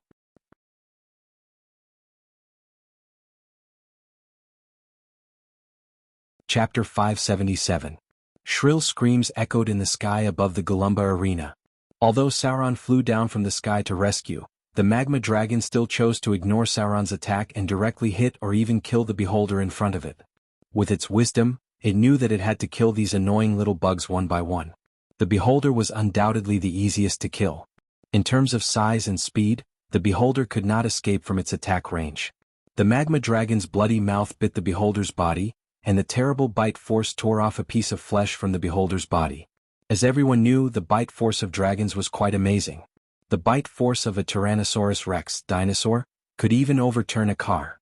As one of the most powerful dragon species, the terrible bite force of the magma dragon in front of them was estimated to be able to penetrate the armor of a tank. It directly bit the side of the beholder's body, biting off one of the beholder's eye roots on the spot. As a special life form, the eye roots were the most important physiological organ of the beholder, and also one of its biggest weaknesses. The pain of being bitten off here was similar to the pain of having one's genitals cut off. One could imagine how shrill the scream was. With an eye root and a part of its body bitten off, the beholder almost entered a state of near death on the spot. But just when the magma dragon was about to kill the beholder in front of it in one breath, it suddenly let out a shrill scream. Sauron directly stabbed the beholder from its back, which was close to the dragon's genitals. The second shrill scream was heard. Because of the direction of the attack, Sauron could not attack the vital parts that were fatal enough, and the +1 longsword in his hand, even with the power of his Balrog transformation, could not penetrate the muscle layer of the magma dragon and hurt its internal organs. So he directly chose the obvious vital part of the back of the magma dragon's body. For any flesh and blood creature, their reproductive organs were an important area. This was a life and death battle.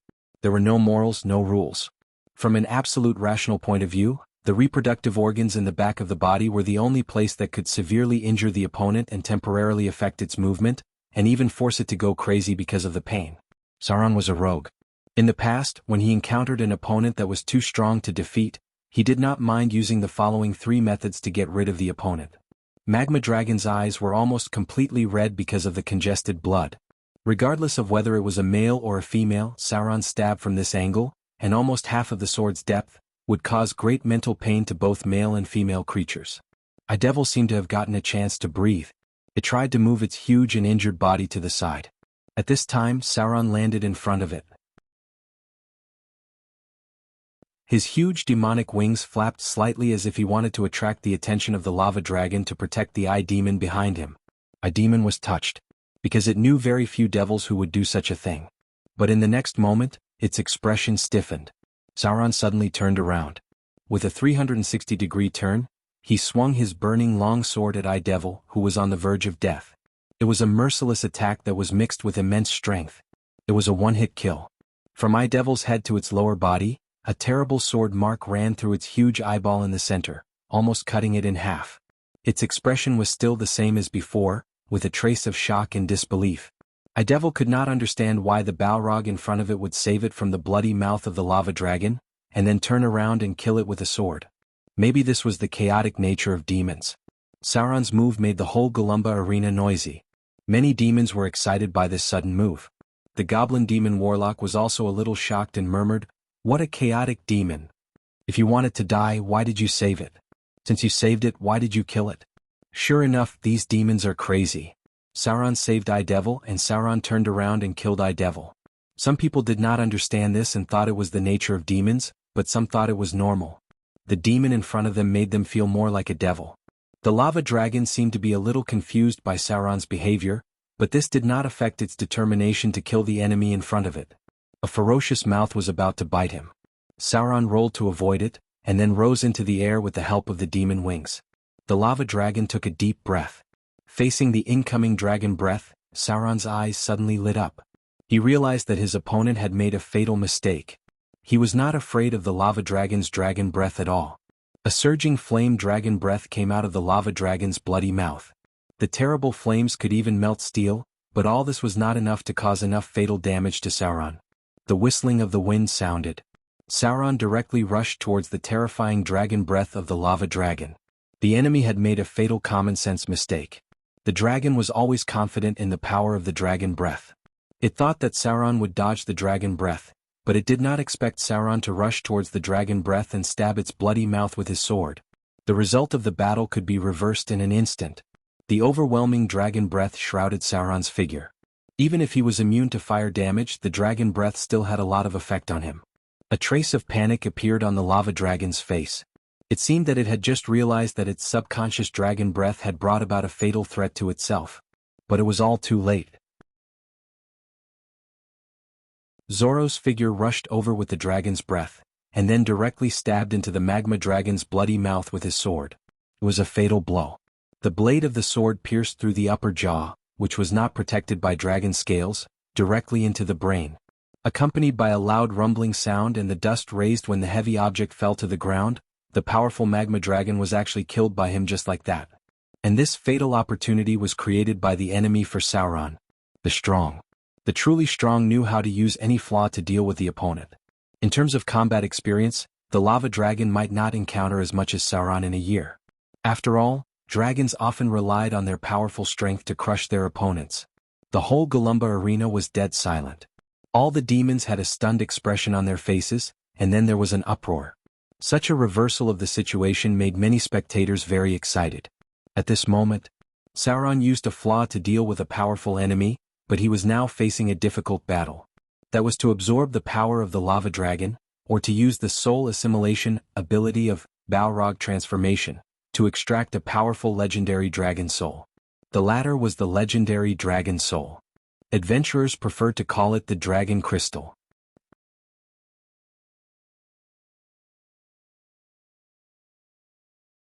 Chapter 578. Dragon Crystal. This was what adventurers called it. Many mortals thought that the dragon crystal was dug out of the dragon's brain, but in fact this was just a rumor. The dragon's body was just an ordinary biological structure of flesh and blood. Although there were many valuable materials, in fact, it was not out of the basic range of living creatures. The dragon crystal had considerable power, but this power was not given by the dragon's flesh and blood, but came from the dragon's powerful soul power.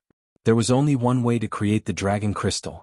That was, at the moment of the dragon's death, with the help of the power of magic, it could be extracted and turned into a legendary soul crystal. The dragon crystal was a soul crystal. It was just that this was the most special and powerful kind of soul crystal. There were many ways to extract soul power, and Sauron was now in the form of Balrog.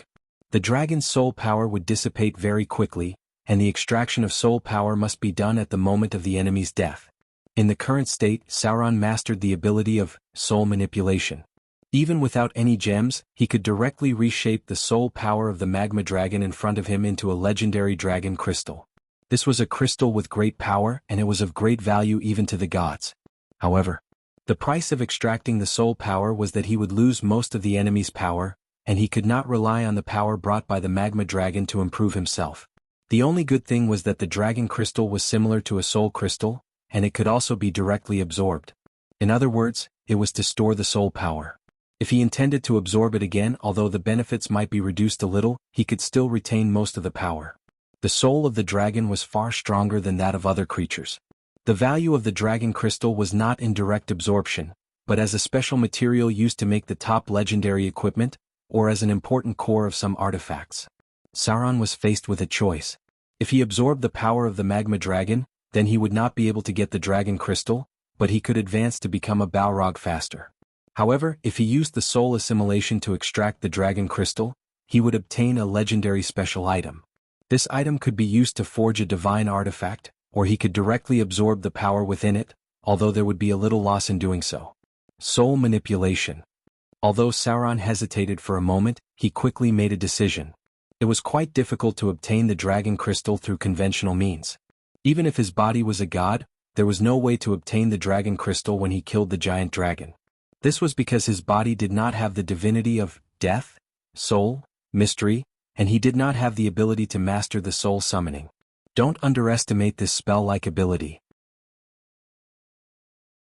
It was a soul spell above level 8.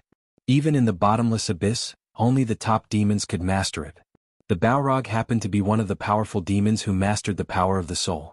Among the higher demons, there were only a handful who could play with souls and reshape them. There was a chance that this spell would fail because the soul contained endless mysteries. However, Sauron knew that the flame demons were one of the most special types of demons in the abyss. Their control over souls was naturally superior to other demons. Even the success rate of their soul manipulation, was much higher than other legendary wizards. The probability of the spell failing was less than 1 in 10. A huge amount of soul power was extracted, and in Sauron's burning palm, a strange fiery red crystal appeared. The spell was a success. Sauron extracted the soul power of the lava dragon in front of him and reshaped it into a legendary dragon crystal. A surge of power flowed into his body. Because the soul power was extracted and reshaped into the dragon crystal, Sauron's absorption of power was greatly reduced. The formation of the dragon crystal could not be hidden from anyone. The legendary level spiritual light was as dazzling as a torch. The demons in the audience couldn't help but show a trace of greed because the dragon crystal was a very rare treasure even for demons. Even the goblin demon warlock on the stage had a trace of greed and shock on his face. In the bottomless abyss, probably only the Balrog and the Balrog could extract the enemy's soul and reshape it so easily. A dragon crystal. The Mind Flayer's eyes burst out with dazzling light. Almost at the moment when Sauron finished casting the soul manipulation, it launched a mind control attack. Then the four-armed snake demon with a dull expression rushed over crazily. It had been controlled by the Mind Flayer. The dragon crystal had countless uses. For any profession, it was a treasure of inestimable value. Perhaps there were many successful dragon slayers, but less than 10% of them obtained a dragon crystal. For the Mind Flayer, whether it was the battle in the arena or the dragon crystal that Sauron had just condensed with the soul manipulation, it was worth it to kill the enemy in front of it at all costs. Sauron's figure trembled on the spot. Then, his expression returned to normal, but his eyes became extremely cold because a wave of soul power had collided with his will. A strong will. The Mind Flayer's face was a little pale because the mind control it had just sent out seemed to have hit an iron plate. An unbelievably strong mind. The heart of the Balrog in front of it did not seem like a demon, but more like a paladin or ascetic monk with a firm belief. My will is as strong as steel. Sauron stared at the Mind Flayer in front of him with eyes full of killing intent. He hated being controlled by the enemy the most. If charm could arouse his killing intent, then the mind control of the Mind Flayer made him burn with anger. The Mind Flayer must die. For a long time, Sauron had been tempering his will all the time just to deal with the situation in front of him. No one could control his mind. Facing the four-armed snake demon that had been controlled by the Mind Flayer and was rushing towards him like a madman, Sauron directly raised his hand and pointed forward, launching another powerful spell-like ability of the Balrog form. It was a 7-circle talent spell-like ability. The four-armed snake demon had been severely injured by the magma dragon, so the Mind Flayer could easily control its mind. Now it was rushing towards Sauron, and it was also affected by in an instant, and its whole body was stiff in place. A 7-circle spell. This was a high-level spell that even Sauron himself could not release. Now, in the Balrog form, he did not even need to make too many casting movements and could easily cast it. The only drawback was that it could only be used once a day. Terrible flames appeared. Sauron was not in a hurry to kill the four-armed snake demon in front of him because the duration of was long enough. He swung his sword at the body of the magma dragon in front of him, and then let the hot dragon blood pour over his whole body. Dragon blood baptism. He needed more power to ensure that he could hold on until he killed the Mind Flayer.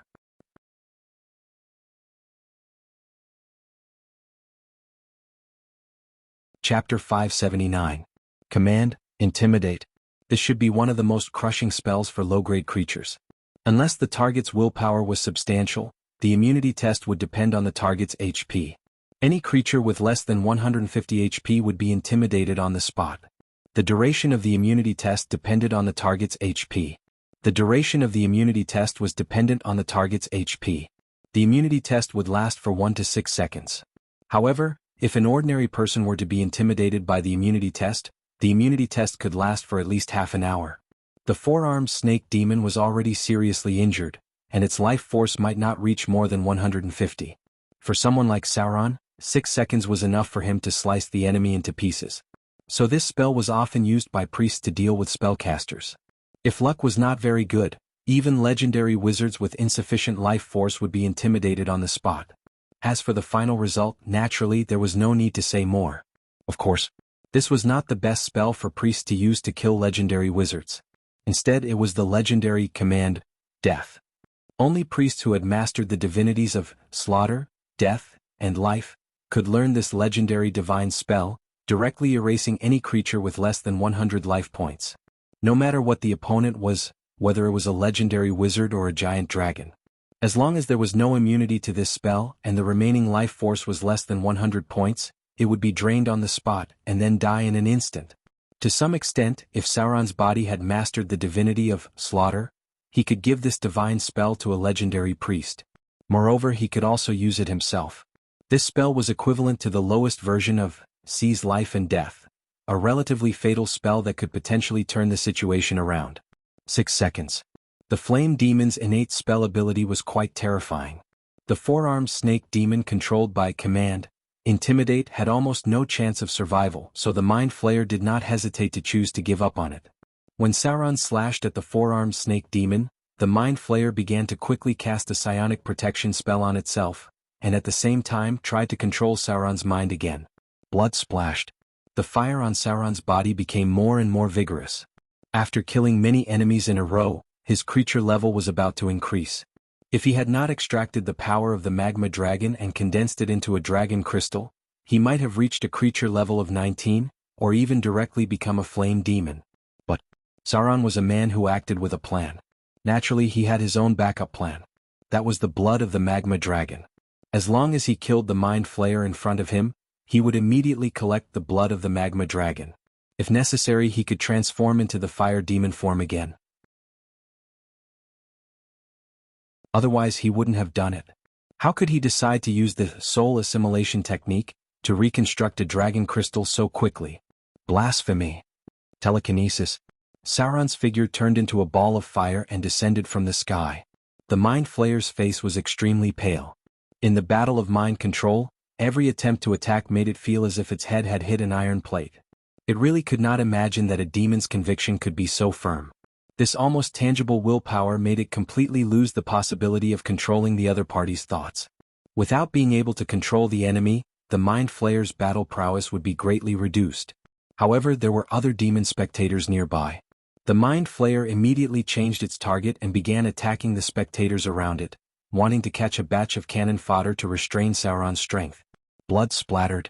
A middle-grade demon was controlled by the Mind Flayer and jumped down, but it was killed by Sauron in an instant. Another wave of demonic power. Sauron was almost victorious. The blood of the magma dragon was still abundant enough to maintain his fire demon form for a while. Facing the desperate counterattack of the Mind Flayer, Sauron was not in a hurry to kill the other party. Because he was gaining experience. The Mind Flayer could not control Sauron, and other spells were unlikely to defeat the powerful fire demon, so it tried to use a war of attrition to kill Sauron in front of it. It could be seen that its mind control ability was very strong. Few of those middle-grade and low-grade demons could pass its mind control test, so in the blink of an eye, 3 middle-grade and low-grade demons rushed down in a row, but they were quickly killed by Sauron. Demonic power. The psionic power of the Mind Flayer was rapidly consumed, but the power accumulated by Sauron was getting stronger and stronger. Very good. The demonic power accumulated in a short while was almost comparable to that of a middle-grade demon he killed in the Abyss Blood War. The Mind Flayer finally felt desperate. Because the racial talent was too high, it was difficult for the Mind Flayer to master high-grade spells after advancing into a spellcaster. Although they would become quite terrifying after advancing into a legendary spellcaster, if they had not crossed the threshold of legendary, the Mind Flayer still needed to use its natural ability to fight. This kind of mind control power had now been completely crushed by Sauron's powerful will. It's time to end this. Sauron realized that the experience gain had almost reached its limit. He raised his hand and a flame whip appeared in his palm, and then directly entangled the Mind Flayer in front of him. The pathetic power of a spellcaster. It was almost impossible for the Mind Flayer to break free from the control of the flame whip. The terrible fire burned on its body, and a shrill scream immediately sounded over the Golumba arena. Sword form, beheading. With a splash of blood, the hideous and ugly head of the Mind Flayer also flew up. Sauron glanced at the head that fell to the ground and directly stepped on it, crushing it. The Mind Flayer was one of the creatures he hated the most. This kind of creature that sucked the brains of other creatures as food to improve its own strength was difficult to gain the favor of others. A row of data appeared in front of him. Creature level increased to 19. My ability has been improved. Demon Bloodline Fusion Mutation. Flame Body Effect increased. Spell-like ability, Summon Demon, effect increased. Spell-like ability, Dominate Demon, effect increased. Flaming Demon, elite form advanced. Basic attributes have been improved. Energy mutation. Spell-like ability, Fireball, has been increased to 5 times per day. Special insight. Demon Bloodline Fusion Mutation. You have mastered the talent spell ability, Blasphemous Word. Ability Insight. Demon Bloodline Fusion Mutation. You have mastered the talent, Weapon Mastery, Beheading Sword. Ability Insight. Demon Bloodline Fusion Mutation. You have mastered the talent, Attack First. Just a little more. After slaying the Mind Flayer in front of him, Sauron realized that he was not too far away from evolving into a flame demon.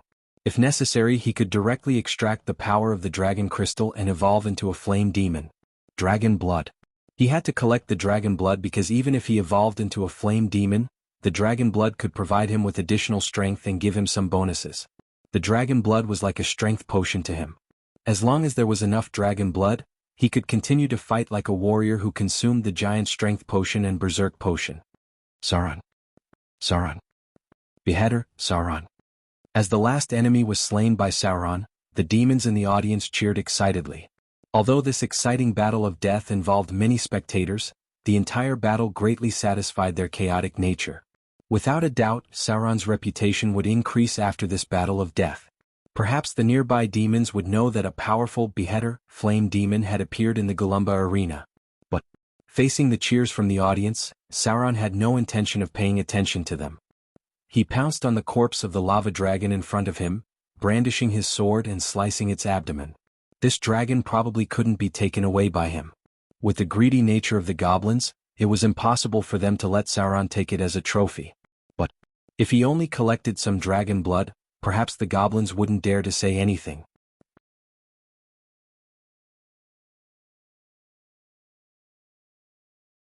Chapter 580.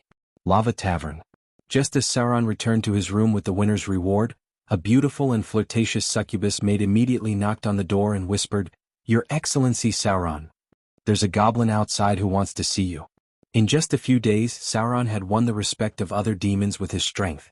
Demons only respected the strong, so Sauron's status in the Lava Tavern had skyrocketed. The most obvious change was that the succubus maids in the tavern began to call him, "Your Excellency Sauron," and "Your Excellency Beheader." Almost all the demons and evil spirits in the tavern who met him would bow slightly to express their respect for a high-level demon. Especially those evil spirits of the neutral camp.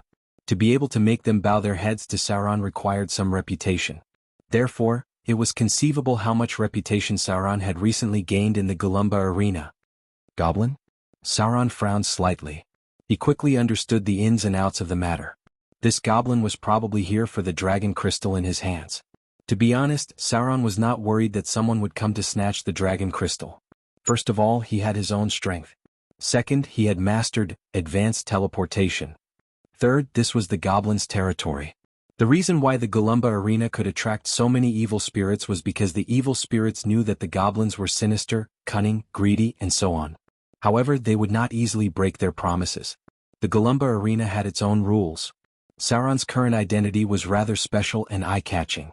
It could even be said that not only could the goblins not blatantly take Sauron's dragon crystal, but they also had to protect the dragon crystal on Sauron's body. After all, many demons now knew that Sauron had the dragon crystal, and the evil spirits also knew that Sauron had the dragon crystal. After all, there were only a few who were willing to stand up and challenge a powerful Balrog. If someone challenged the order and laws of the Golumba arena for the dragon crystal, it would be a serious blow to the reputation of the goblins among the evil spirits and demons.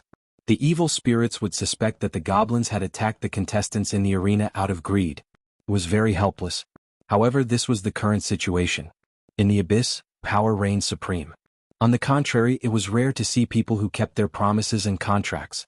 The rise of the goblins was because they had won the trust of the neutral camp evil spirits and the lawful camp devils. The trust of the two directly affected the prosperity of the Golumba arena. Zorro thought for a moment, then stood up and said, "I'll go down later." Although he didn't know why the goblins came, it was definitely related to the dragon crystal. His main body was about to reach the third layer of the abyss, and this was the biggest reason why Sauron was fearless. As long as Sauron's main body arrived, even the Demon Lord Mehmed Calamity coin would not be a match for him. The Demon Lord of a small territory was at most a weak divine power, and might even be at the level of a demigod.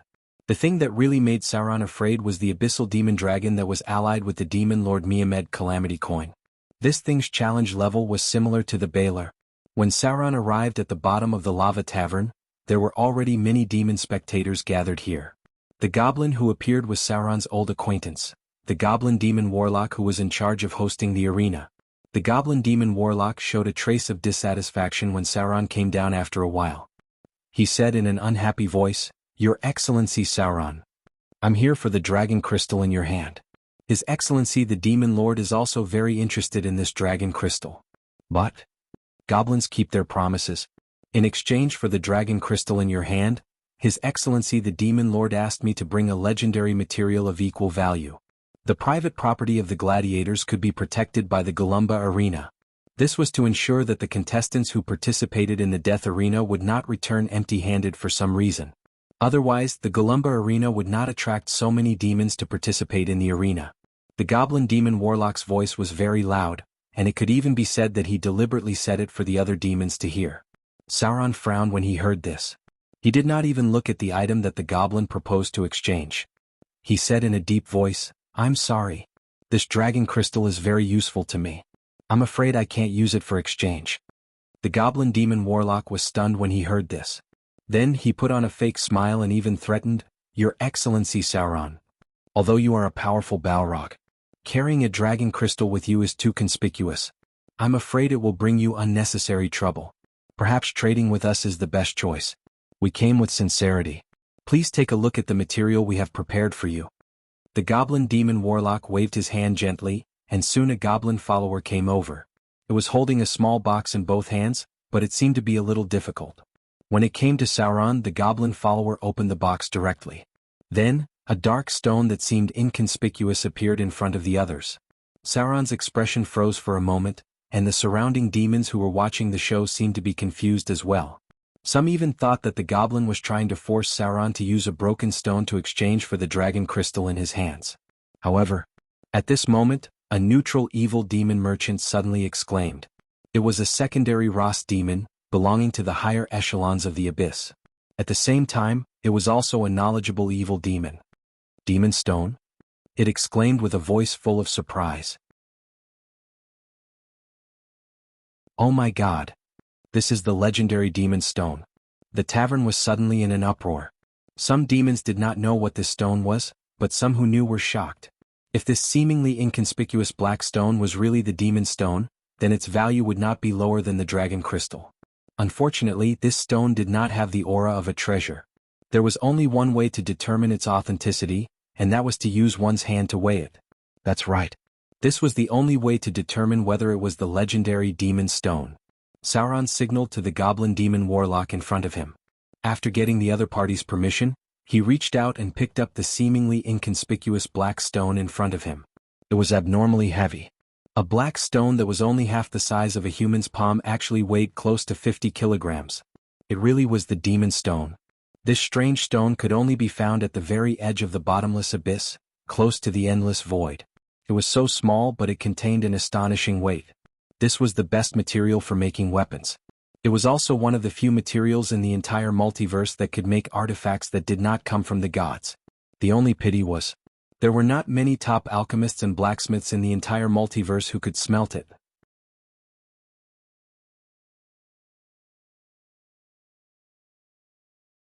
Chapter 581.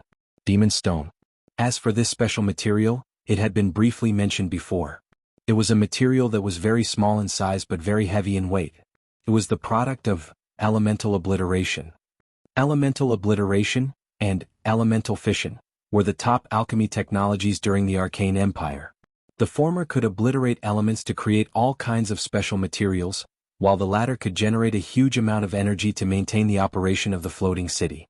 Within the multiverse there was a theory of infinity and infinity. Infinity referred to the vastness of the multiverse, and within the boundless void of the astral plane, there were many spaces that not even the gods were aware of.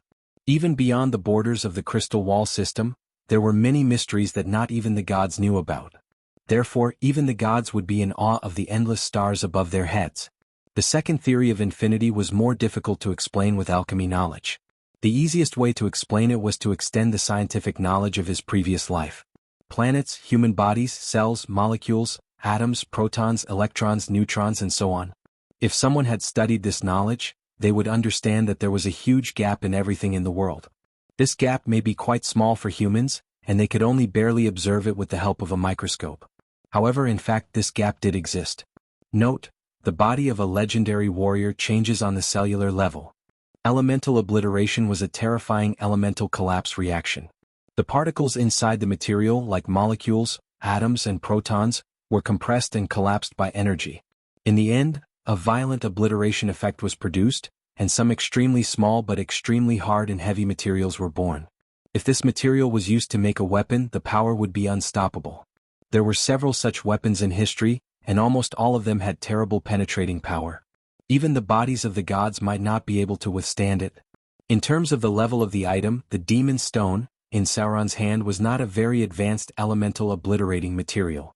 The best elemental obliterating material was only the size of a fingernail, but it could weigh more than 1,000 kilograms. White dwarfs and neutron stars were similar elemental obliterating materials. On a white dwarf, the gravity could reach 180,000 times that of Earth. As for the gravity of a neutron star, it was even more difficult to estimate because the density of a neutron star had been compressed to a limit. If Earth was compressed to such a density, the diameter of Earth would only be about 22 meters. A neutron star was one of the few possible endpoints of a star at the end of its evolution after a supernova explosion due to gravitational collapse. A typical neutron star's mass was between 1.35 to 2.1 times the mass of the Sun, and its radius was only between 10 to 20 kilometers. If a person of average weight, 70 kilograms, encountered a neutron star, the impact would be equivalent to the power of a 200 megaton nuclear explosion, 4 times the power of the world's largest nuclear bomb, the Tsar. Of course, all of this was just a hypothesis. If that was the case, the person would be torn apart by the powerful tidal force as they got closer and closer to the neutron star. This was the scientific and technological information in Sauron's memory. It was the basic knowledge that he had learned in physics class. Everything was back to square one.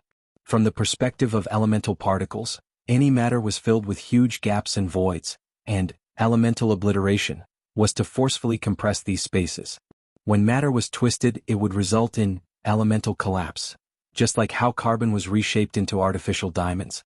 However, this belonged to the lowest level of elemental obliteration. Because diamonds were diamonds, and the huge army of diamond golems in the Arcane Empire was all made with elemental collapse. In essence, diamonds were still made of carbon. The multiverse where Sauron lived was very different from the one in his previous life, and even the laws were different. Because even though many places here were very primitive, some areas were even beyond the understanding of the interstellar era, especially planes, souls, gods, and so on. Elemental collapse and elemental fusion were the main areas of research of fallen Witch Kalina. Unfortunately, there were still no breakthroughs. Elemental fusion could be ignored here because it was a kind of alchemical technology that produced huge amounts of energy. Now it was time to talk about elemental collapse. Elemental collapse could form diamonds, which was the basic foundation of the top alchemical technology. After that was elemental obliteration, which directly transformed the structure of the elements and twisted the most essential power of the elements. In the interstellar era, it was twisting the periodic table of elements from the level of protons and electrons, twisting one element into another. The demon stone was such a product. It was a new elemental structure. Except for the artificially created by the top alchemists, this kind of material would only be born in the outermost space of every plane, which was close to the elemental void. Only in such a place could the phenomenon of elemental obliteration occur in nature. Such a place was naturally quite dangerous, so the demon stone was extremely rare. If it could be forged into a weapon, its power would be difficult to estimate with common sense. The most obvious point: it was this kind of weapon that could cut off other legendary weapons. Note, it was born with the ability to cut off other legendary weapons. The phenomenon of elemental obliteration also occurred in the astral void. For example, the meteors that streaked across the astral void were almost entirely made of diamonds. This was the phenomenon of elemental obliteration in the astral void for some reason. There was a very small probability of finding large pieces of elemental obliteration in the astral void, but the mass of this material was quite terrible, and it had unimaginable radiation and gravity beyond the limit.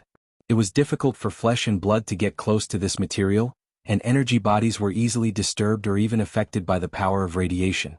For a long time. It was only during the Arcane Empire that elemental obliteration was studied and used on a large scale. Many taboo weapons that even the gods were afraid of were the results of elemental obliteration and elemental fission. It was also the reason for the destruction of the Arcane Empire. Generally speaking, the demon stone in front of him was such a thing. Some parts may have changed due to the different rules of the multiverse, but as a whole it was the same thing. A trace of greed appeared in Sauron's eyes. It could be said that there were not many things that could move him, but the goblin demon warlock in front of him actually took out one.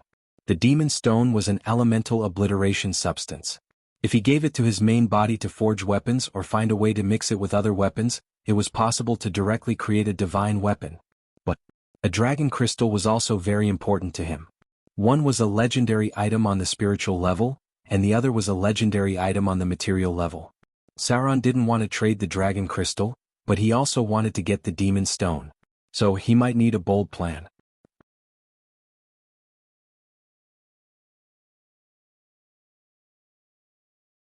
Chapter 582. In the end, Sauron did not agree to the exchange request of the goblin demon warlock. It could be seen that its expression was so angry when it left, as if Sauron was a guy who didn't know what was good for him.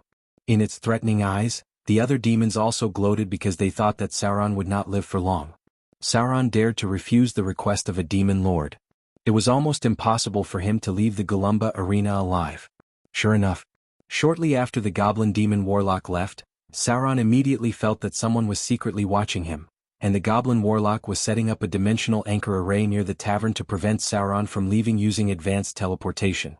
In the Garuba arena, the goblin demon lord did not want to break the rules that he had set so easily, so it was unlikely that he would attack Sauron openly.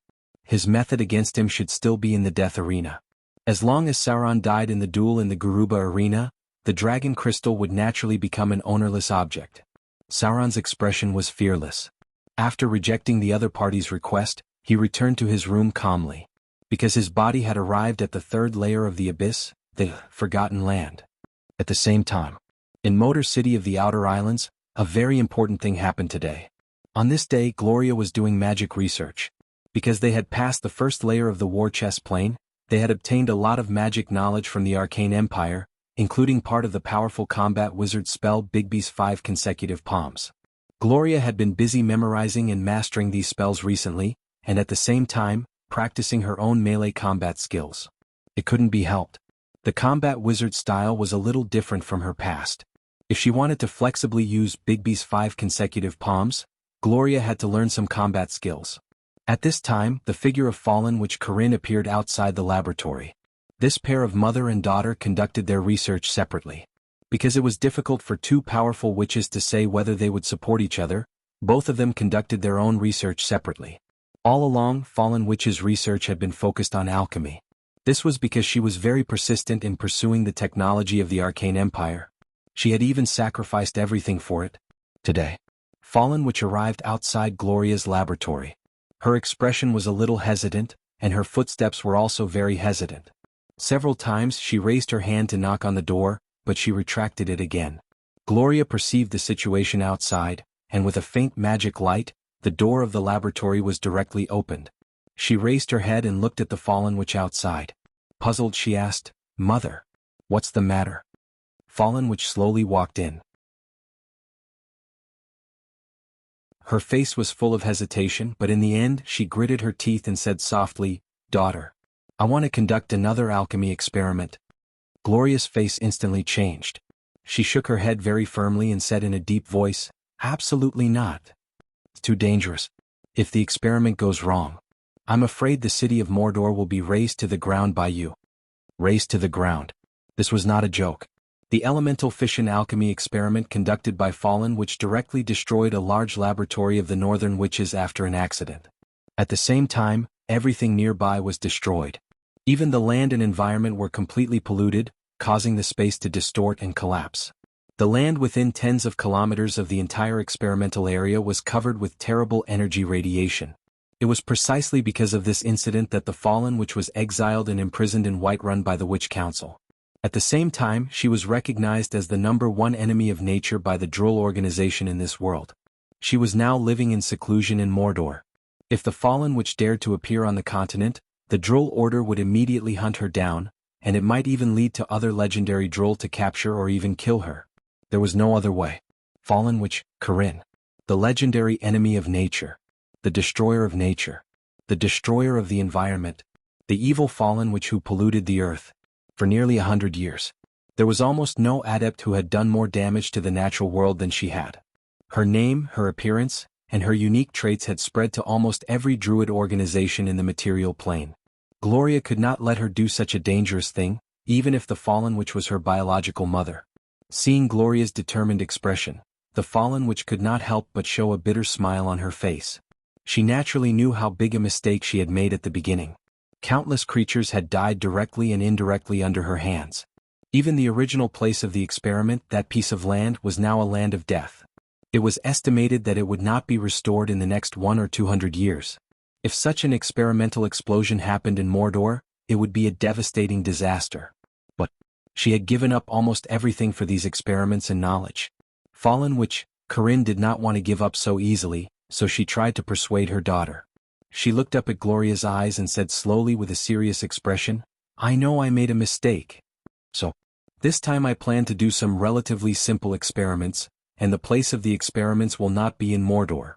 It will not even be in this plane. In the process of analyzing the golem factory in the war chest half-plane, I gained a lot of alchemy engineering knowledge and found some special materials.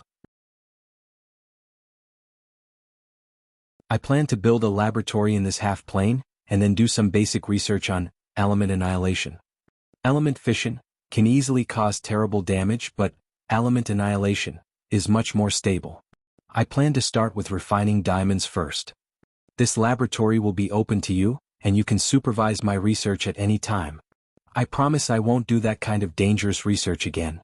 Without the core knowledge of the Arcane Empire, the research on element fission was too terrible. The original big explosion. It almost destroyed everything she had. Fallen Witch did not want such a thing to happen again, so this time she planned to start from the bottom again. Some knowledge in the golem factory gave her inspiration. She wanted to try the part of the alchemy experiment that changed the structure of matter. If she could refine enough adamantine, then she could accumulate a wealth of experience and create an adamantine golem. Gloria's expression hesitated. She hesitated for a long time, then nodded gently and said, "If it's just refining diamonds, I can agree to your research, but the experiment can only be done in the war chest half-plane, and I will supervise your research progress at any time. If I think there will be terrible danger, I will forcibly stop your experiment." There was a surprised expression on Fallen Witch's face. She excitedly reached out and hugged her daughter in front of her, kissed her on the face and said a little incoherently, "Thank you. Thank you. My daughter." Gloria couldn't help but sigh. No matter how big of a mistake the woman in front of her had made, she was still her mother. Gloria could not refuse her in this case. Now he could only hope that she was only researching alchemy that could change the structure of matter and not the extremely dangerous, elemental fission, research. Even if it was inside the demi-plane of war chess, if that kind of terrifying explosion happened, the final result would be unpredictable. If the half-plane could not withstand the terrible explosion and collapsed, Gloria did not know how to explain it to Soren. She was curious about the knowledge of the Arcane Empire. But Gloria also understood that without the core knowledge, any research on the top technology of the Arcane Empire would be quite dangerous. So she decided to follow up on Fallen Witch's experiment personally. There was indeed a lot of automatic alchemy factory technology in the Golem factory, especially the energy structure network of the magic crystal transmission. It could automatically extract the power of the element pool and transmit it to the factory. There were also various other materials and knowledge. If used properly, they might be able to achieve some results in alchemy.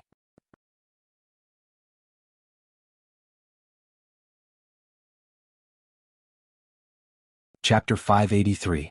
Soren naturally did not know about Mordor City.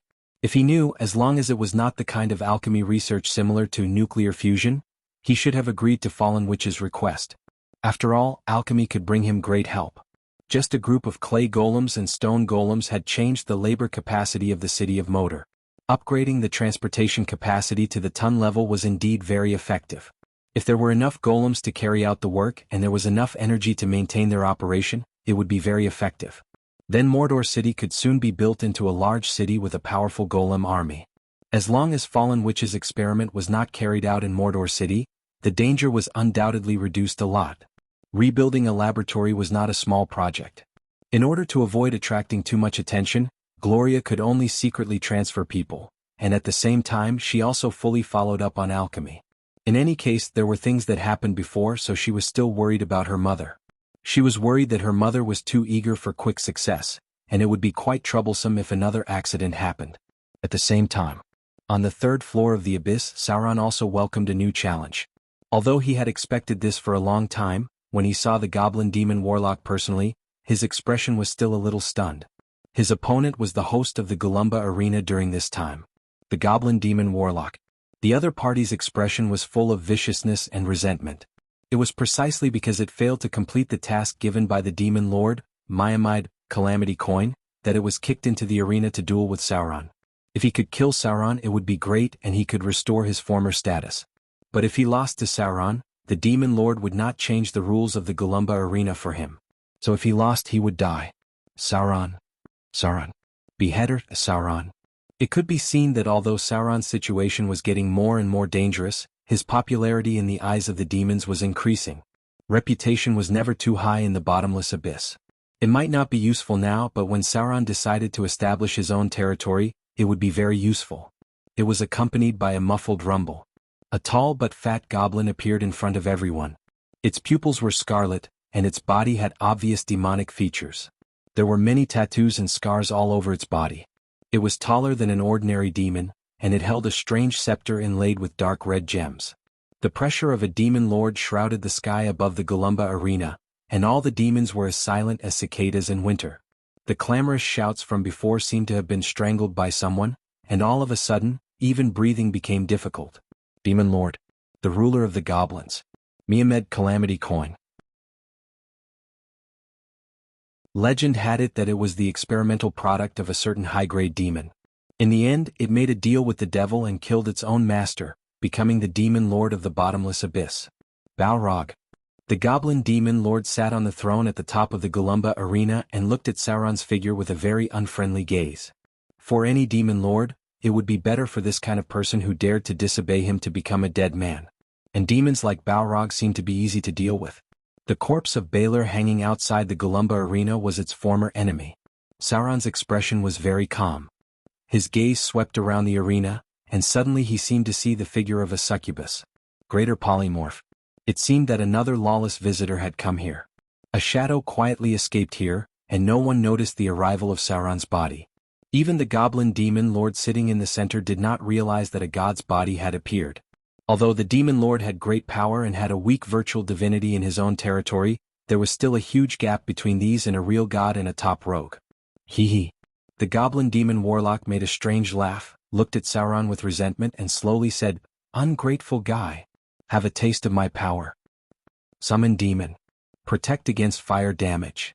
As a quasi-legendary spellcaster, the goblin demon warlock launched a summoning spell in an instant, and at the same time he blessed himself with protection against fire damage and continued to cast spells at an amazing speed.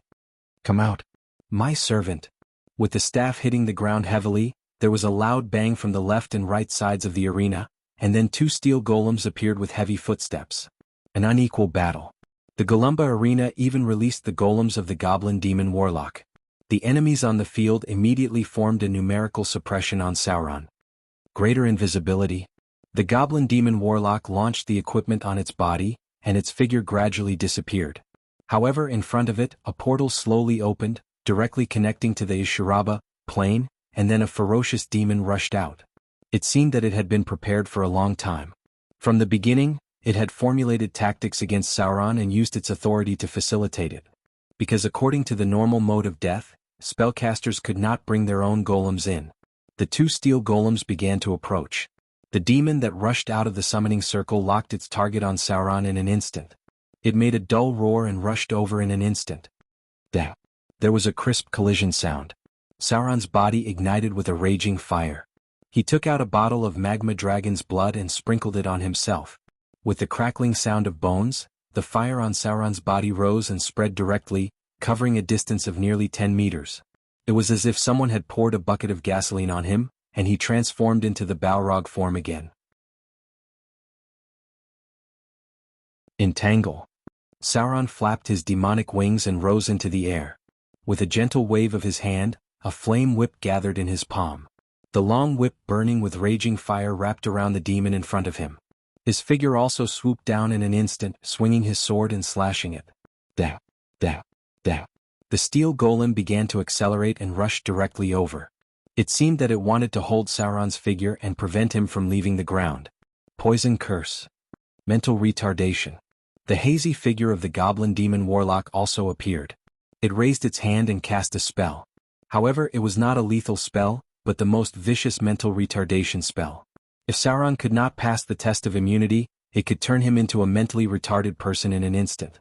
However, it was afraid that it would be disappointed because this kind of spell had little effect on Sauron. Even if it used poison curse in advance to reduce immunity, it was still the same. With a splash of blood, the summoned demon was killed by Sauron on the spot. The steel golem approached. At this moment, Sauron seemed to be a little distracted, but on the other side of the Golumba arena, a figure that could not be seen by the naked eye was gradually approaching the position of the demon lord.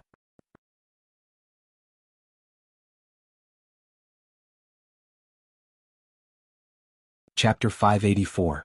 Sauron was at a disadvantage because he was distracted for a moment. The two steel golems entangled his figure, and the goblin demon warlock was also casting spells. It seemed to have a premonition that victory was coming. If Sauron couldn't break free from the two steel golems, then it could easily use spells to kill the annoying Balrog in front of it. The evil demon was killed. A moment ago, Sauron seemed to be winning, but in the next moment, Sauron's situation was quite worrying. The demons in the audience suddenly exclaimed. They didn't understand why Sauron paused just now, and they didn't know if he was affected by the mental retardation spell. Anyway, the situation now was that he was attacked by the two steel golems. If this continued, Sauron's defeat was only a matter of time. This change immediately attracted the attention of the demon lord, Miamid Calamity Coin. A cruel smile appeared on its ferocious face, as if it was happy to see this annoying Balrog torn to pieces by its subordinates. This demon lord was a little impatient, because if it wasn't because of the rules in the Golumba arena, it would have killed the Balrog in front of it with its own hands. Anyone who dared to offend the demon lord's dignity would have to pay a heavy price. A shadow gradually approached. In the Golumba arena, Sauron's movements seemed to be half a beat slower, and the situation became more and more obvious. At this time, not only the demons in the audience, but even the goblin demon warlock directly suspected that the mental retardation spell just now had taken effect. Or rather, part of it had already taken effect. Because the current Sauron's fighting skills and fighting ability had almost plummeted. Before it could start to cast spells, Sauron was already being attacked by the two steel golems. He was completely relying on his powerful demon body to resist. But no matter how tenacious the demon's vitality was, it couldn't last long. The steel golem's huge strength was enough to kill the Balrog in front of it in a few minutes. As a goblin demon warlock who lived near lava volcanoes, it was actually best at fire-type spells. It was a pity that Sauron was immune to fire damage. Otherwise, it would have let him have a taste of the power of an explosion. Demon Lord Miamid Calamity Coin revealed a smile on his face. As a powerful demon lord, it was almost certain that Sauron could only hold on for 1 or 2 minutes. It almost couldn't wait. After killing this annoying flame demon, he would hang its corpse outside the Golumba arena. By then there would be 2 legendary demon corpses hanging in the Golumba arena. One would be a Baelor, and the other would be a slightly weaker flame demon. An unforeseen event occurred at this moment. Even Sauron himself hadn't expected such an unforeseen event, because a figure suddenly rushed out from the audience the moment his main body approached the goblin demon lord. On the surface, she looked like a succubus, but in the blink of an eye, she had transformed into a rune girl with long silver-white metallic hair. Her target was also the demon lord.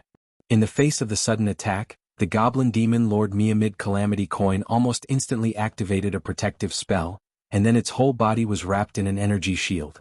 It raised its scepter and sent out a ray of negative energy, and at the same time, intended to activate teleportation to leave. As a high and mighty demon lord, It had enough fighters to defeat the opponent, so there was no need for it to fight in person. Meteor burst. A terrible fireball fell from the sky. Under the attack of the Rune Girl, the whole Golumba arena was in chaos. Who knew how many demons were caught in the crossfire and died miserably in the fierce explosions? As for the goblin demon warlocks in the arena, they forcibly interrupted their casting and awkwardly dodged the spells. Hee hee. The Rune Girl made a cheerful laugh, as if she was in a good mood because of the terrible destruction and destruction. Exquisite rune dolls appeared around her body. Not only did she target the goblin demon lord in her sight, but all the demons around her were also in her killing range. She seemed very happy at the moment. It could even be said that she was excited, as if she had received great spiritual satisfaction. Teleportation activated. Just when the demon lord Miamid Calamity Coin was about to launch a teleportation spell to open the distance, a trace of horror suddenly appeared on its face because it felt that the space around it was blocked. A powerful force. It directly forcibly blocked the space around its body. Even a demon lord like it could not break through this power. It was like a terrible power of the gods. Divine power infusion. Half-elf, clergy activated. Rogue, clergy activated. Greater haste. Slaughter transformation. Shadow leap. Shadow strike. Sword form, beheading. Sword form, spinning strike. A hazy shadow suddenly appeared, exuding a terrible aura of slaughter. This figure passed through the space and appeared behind the demon lord Miamid Calamity Coin. The two curved swords in his hands were flowing with strange light. In an instant he did not know how many attacks he launched. The energy shield of the demon lord Miamid Calamity Coin shattered like an eggshell, and then it was completely exposed to the other party's attack. A burst of blood splashed. A faint divine power shrouded the small space, and the demon lord Miamid Calamity Coin was horrified to find that he didn't have the chance to cast any teleportation spells. All of his teleportation spells were sealed by the divine power. The opponent was a god. This was the last thought in its mind, and then it saw a headless body that fell to the ground. That was its body. Up until the moment of his death, demon lord Miamid Calamity Coin didn't know when he had offended a god. So much so that a god had personally descended to the bottomless abyss and chose to assassinate him at such a time. It died with its eyes wide open. As a high-ranked legendary demon lord, it couldn't even put up a fight before dying in the hands of a god. A powerful soul force surged out. In Soren's eyes, a row of data prompts quickly appeared. Target is dead. Killed demon lord Miamid Calamity Coin. Extracting target's soul energy. You've gained 617,500 slaughter EXP. Target has divine power. Extracting target's divinity. You've gained 8 divinity. Target has divine power. Extracting target's divinity. You've gained 5 divinity.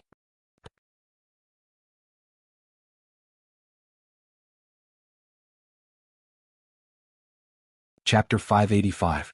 The Golumba arena was in chaos. There were fires everywhere as well as all kinds of explosions. The death of the demon lord Miamid happened in an instant. This amazing change was hard for many to accept in a short period of time. In the arena below, the goblin fiend warlock was already confident of victory, but because of this series of unforeseen events, he was a little confused, so his reaction was naturally a little slower by half a beat. After all, no matter who saw their boss suddenly die, they would be shocked.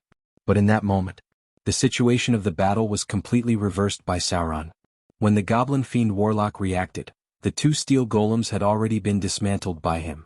In an instant, the goblin fiend warlock faced Sauron, who was swooping down from the sky, and prepared to use an instant short-distance teleportation spell to dodge. His target was the chaotic demon audience behind him. Anyway, now that the goblin fiend warlock was dead, the rules of the Golumba arena were a joke.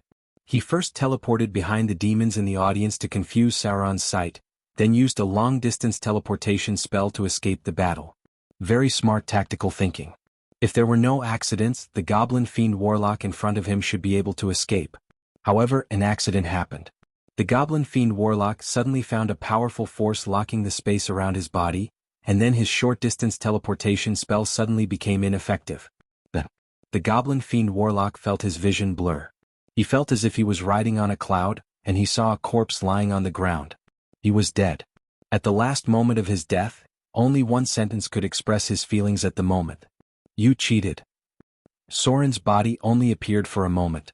After killing the goblin fiend warlock, He instantly activated the evade sight ability and disappeared from everyone's sight. He only took what he wanted with him. No one saw his real appearance because the Rune Girl's perfect explosion completely covered everything. When people reacted, they could only see the corpse of the Goblin Fiend Warlock. The true body of a god could not be known to demons because it would cause unnecessary trouble when it reached the ears of other powerful demon lords. Goblin Demon Lord Miamide Calamity Coin was only a demon lord who ruled over a small area. If it was a demon lord that controlled a plane or even half a plane, even Sauron's main body would not have the slightest chance of victory. Target killed. Soren took the spoils of war in an instant, and then rushed towards the back of the Golumba arena. The Goblin Demon Lord must have his own treasure trove. With the Demon Lord's death, chaos was bound to descend. He had to take away enough spoils of war before the chaos erupted. As for the demon avatars left behind, they naturally needed to accumulate wealth in order to lay a foundation for the upcoming fight for territory. Under such circumstances, the demonic doppelganger was of little use. Sauron quickly left after killing the Goblin Demon Warlock, but the true body of the deity moved forward at high speed, avoiding all the guards along the way, and found its way to the treasure vault of the Garuba arena. The advantage of a rogue was so obvious.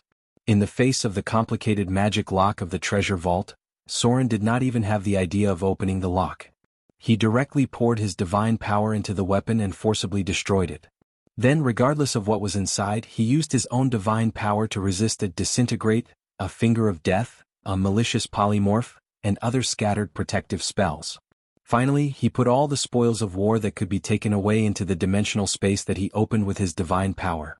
This was the advantage of a god. Soren emptied the entire treasure vault in one breath. He did not have the time to count how many spoils of war there were, but the area should be more than 100 cubic meters. There were all kinds of gold and jewelry, all kinds of weapons and equipment, and all kinds of rare materials.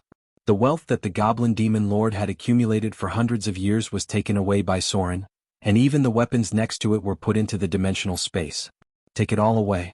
Soren could expect one thing, that was, with the death of the Demon Lord, Miamide Calamity Coin's former subordinates would definitely divide its wealth and territory.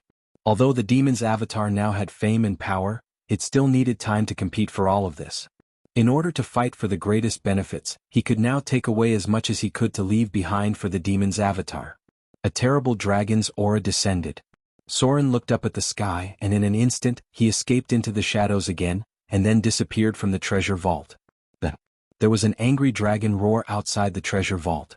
At the moment when the Demon Lord Miamide Calamity Coin died, the abyssal demon dragon that signed a contract with it finally sensed everything. As a chaotic and evil abyssal demon dragon, the first thing it did after waking up was not to find its ally to help it take revenge, but to go outside the treasure vault of its ally first. Unfortunately, it was still a step behind Soren. When the abyssal demon dragon rushed over, the whole treasure vault was already empty. Now was not the time to deal with the abyssal demon dragon. This kind of giant dragon that was assimilated by the abyss had a challenge rating of more than 25. Even the Demon Lord was very afraid of it. This was its territory, and Soren could not kill the powerful abyssal demon dragon in one hit, so he was ready to retreat first. The abyssal demon dragon was a product of chaos and evil. Although the order of the Golumba arena had collapsed, the contract between the abyssal demon dragon and the goblin demons was all invalid. There would be many powerful demons in the future, and maybe there would be a chance to use it. After all, for the abyssal demon dragon, it valued the treasure the most. If it did not come to an agreement in the future when the demon's avatar evolved into a Baler, it could still kill it and increase its strength to gain a lot of wealth. Soren left the Golumba arena. He could not stay in the abyss for too long, it would easily attract the attention of other powerful demon lords. The appearance of the god's avatar in the abyss would also cause a lot of trouble. But before leaving, he still needed to leave something for the demon's avatar, such as a legendary beheading sword that was personally made by the god, and enough resources for the demon's avatar to occupy a place. Finally, Soren also tried to find the traces of the Rune Girl, but at this time she was already gone. The Golumba arena was on fire. The death of the Demon Lord caused the goblin guards to fall into chaos. The demons that had been suppressed for a long time launched all kinds of crazy attacks because of their chaotic nature. Under the drive of greed and ambition, the goblins were quickly defeated by the demons. There should be a new owner here. Almost all of the middle-tier and high-tier demons had this thought in their minds.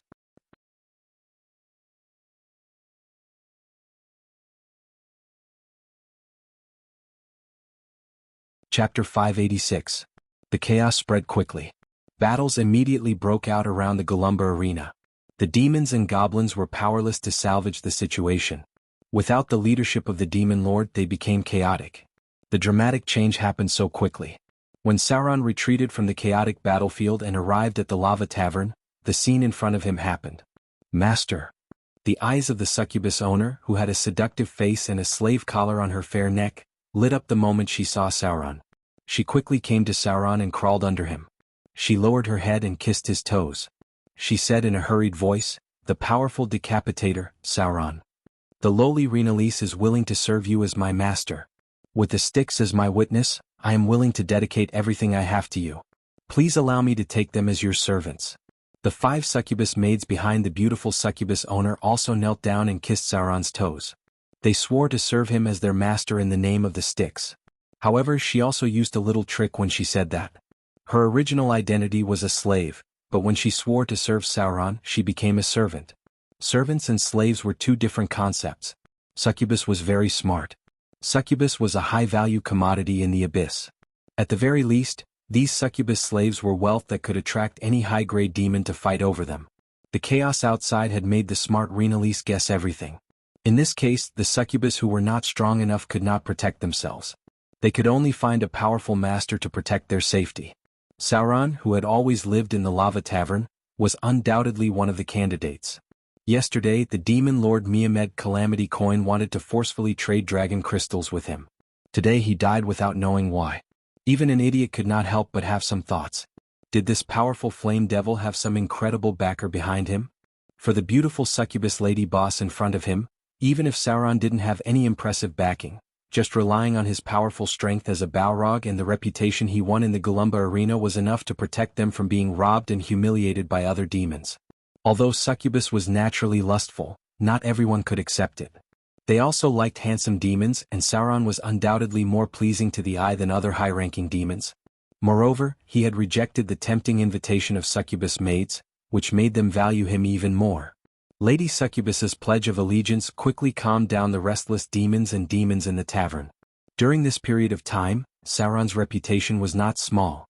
Balrog Sauron. The Beheader Sauron. The powerful demon who rose to prominence in the Golumba arena had never failed. Almost all the demons here had heard of his name. The demons who had bad intentions at the beginning had obviously put away their dirty thoughts. Succubus was a high-value commodity whether in the bottomless abyss or the Baator Inferno.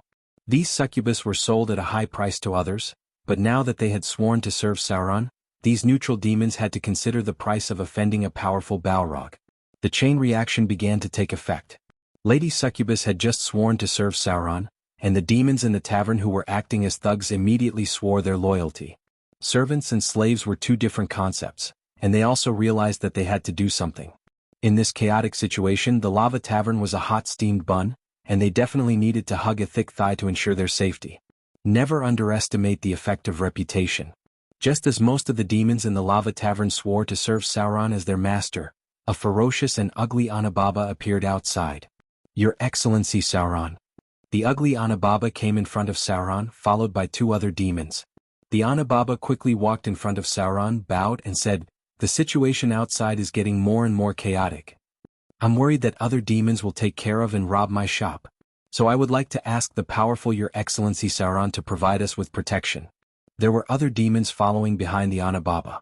Quite a number of neutral demons had set up shop in the Garuba arena. Perhaps Sauron's lawful evil faction could easily make demons hate him, but for these neutral demons, it was easier for Sauron to gain their approval, just like how demons preferred to trade with devils instead of demons. "This is a gift for Your Excellency." The Anababa gave a look behind her, and soon a servant came over with a heavy box. When the Anababa opened it, a golden light immediately appeared. It was full of calamity coins and a few gems, and its value was probably not low. However, the Anababa seemed to be worried that Sauron would be dissatisfied, and hurriedly said, "This is just a small token of our appreciation. If Your Excellency is willing to protect our business, we will offer this amount of filial piety every month." The demonic goblins were on the verge of collapse. The chaotic situation was no longer something that the demonic goblins could control, and the Golumba arena was about to usher in a new separatist situation. The Anababa was undoubtedly a very smart person. She directly used the taxes that should have been handed over to the demonic goblins as protection fees for Sauron. In the current situation, hugging the thick thigh of a legendary Balrog was definitely more reliable than hugging the demonic goblins. It was as if she had played a leading role. Originally, there were a large number of shops near the Galumba arena, and the demons of the neutral camp were anxious to pay protection fees to Sauron, hoping that he would protect them from this chaotic crisis. The battle had begun to affect this place. If the demons rushed in next, their shops would probably be looted. Although they also had powerful guards, without a legendary powerhouse to deter the enemy, they would definitely suffer some losses. In the blink of an eye. With the Lava Tavern as the center of the street, almost the majority of the demons who opened shops on the street paid protection fees to Sauron. At the same time, some demons realized that this was an opportunity to rise up, and they all swore on the river Styx that they would serve Sauron as their master. However, these guys also had some tricks of their own. They swore as servants and not as slaves. This meant that they had a certain amount of freedom and at the same time the right to own their own private property. Servants were servants and slaves were slaves. The slaves themselves were one of the wealth of the master.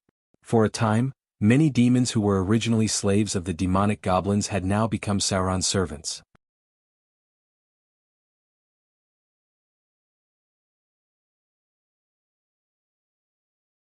Chapter 587.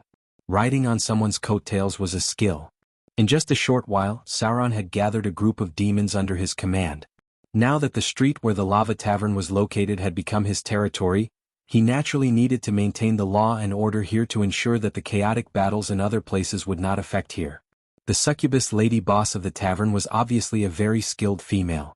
Because she was the first to swear to serve Sauron as her master, she was obviously already acting like a general manager.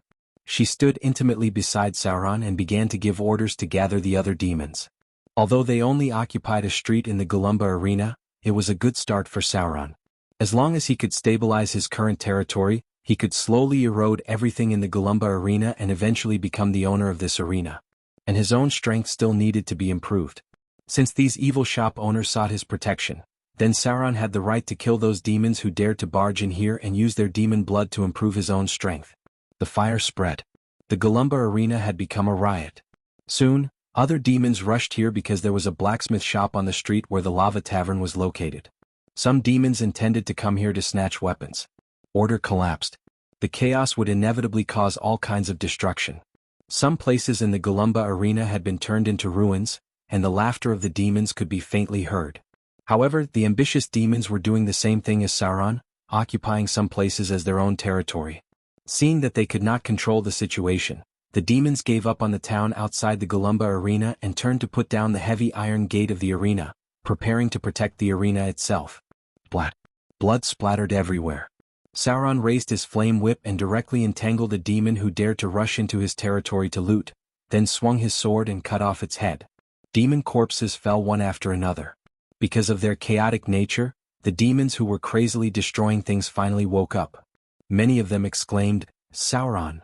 Balrog Sauron! It's Sauron the Beheader!" The power of fear spread.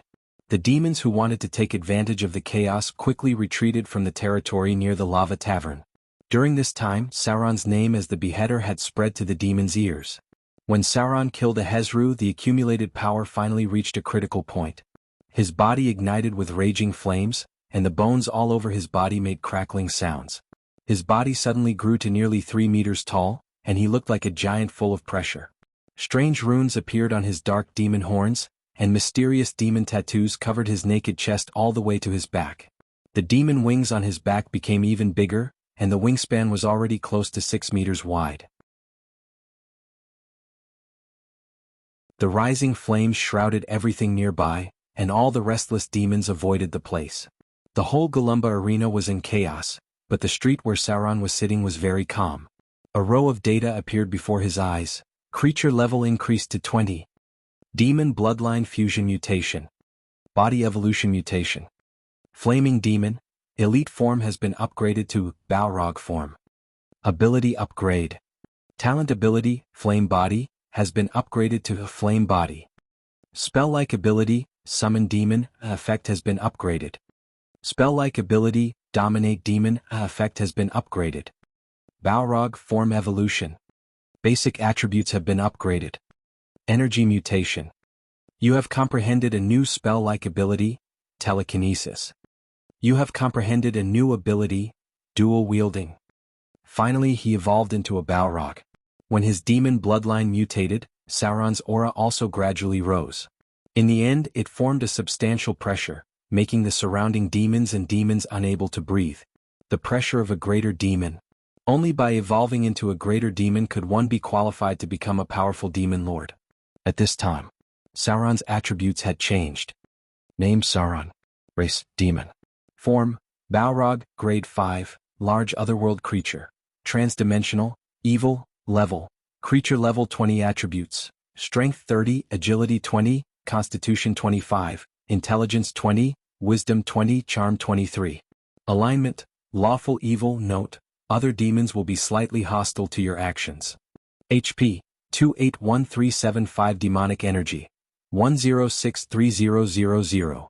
Skills, sneak 185, deception 125, negotiate 115, literacy 150, intimidation 270, spell identification 120, use magic device 120, listen 115, detect 115, search 90 abilities, gaze of fear, spirit of fear, flame body, flame whip, bind, demon claws, +1 natural magic weapon, demon skin, damage reduction +10, demon resistance, all types of resistance +10. Specialization, dual wielding, preemptive attack, multi-attack, weapon mastery, beheading sword, exotic weapon mastery, whip, fierce attack. Spell-like abilities, telekinesis, blasphemy, greater teleportation, fear, cast at will, fireball 5 times a day, instant cast, dominate demon once a day, burning hand, summon demon, telepathy. Legendary realm. As Sauron became a Balrog, he also entered the legendary realm. However, there were not two obvious changes when a demon entered the legendary realm. The biggest difference was that Sauron added the large otherworld creature, cross-plane, and evil symbols. This meant that he was qualified to enter the plane stage. 30 points of strength. Although he did not reach the strongest form of the Balrog, Sauron's huge body that was 3 meters tall had enough power to suppress the giant's bloodline. Balrogs were originally ferocious beheaders. If he could become a Baelor, then his strength could reach a terrifying 35 points. Sauron automatically learned the dual-wielding ability. From now on, he could use the beheading sword and the flame whip at the same time to attack. If he became a Baelor, this ability would be improved. Moreover, with Sauron's foundation, it was very likely that he would be a beheader and executioner as a Baelor in the future. These two professions were regarded as legendary warrior professions. Just like the legendary advanced profession, Storm Lord, Beheader, and Executioner, were directly regarded as legendary melee professions, superimposed on the original creature level of the Baelor. This kind of advanced Baelor would become quite terrifying.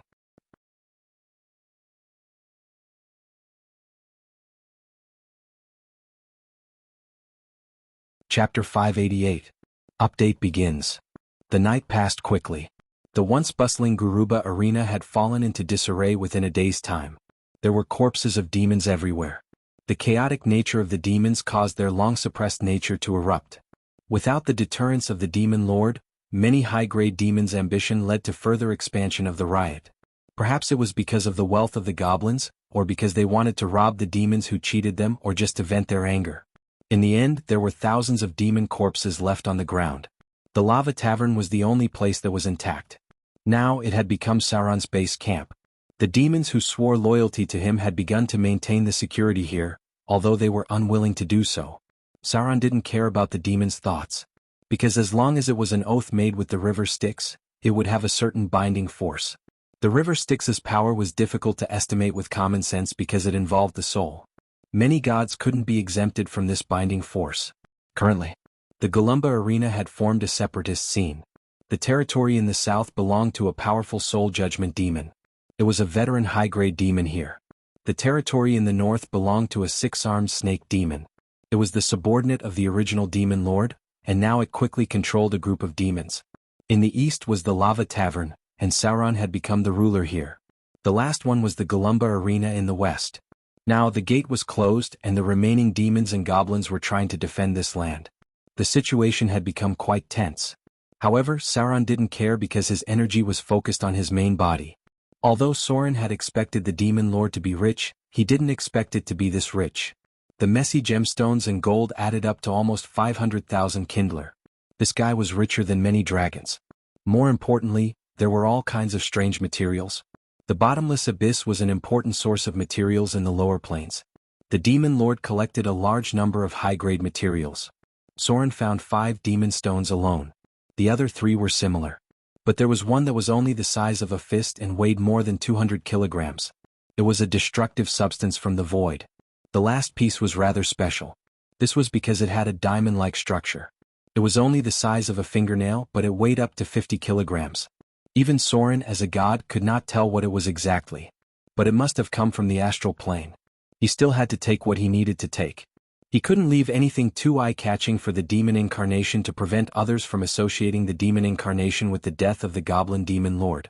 That was why Soren decided to leave a piece of equipment for his demon incarnation. A legendary beheading sword. As a god, Soren had his own unique abilities. He used his divine power to change the structure of the sword and fused it with one of the demon stones. After that, the +2 rare-grade weapon became a legendary weapon. Soren named it Slayer. Item type: Slayer, +2 item grade.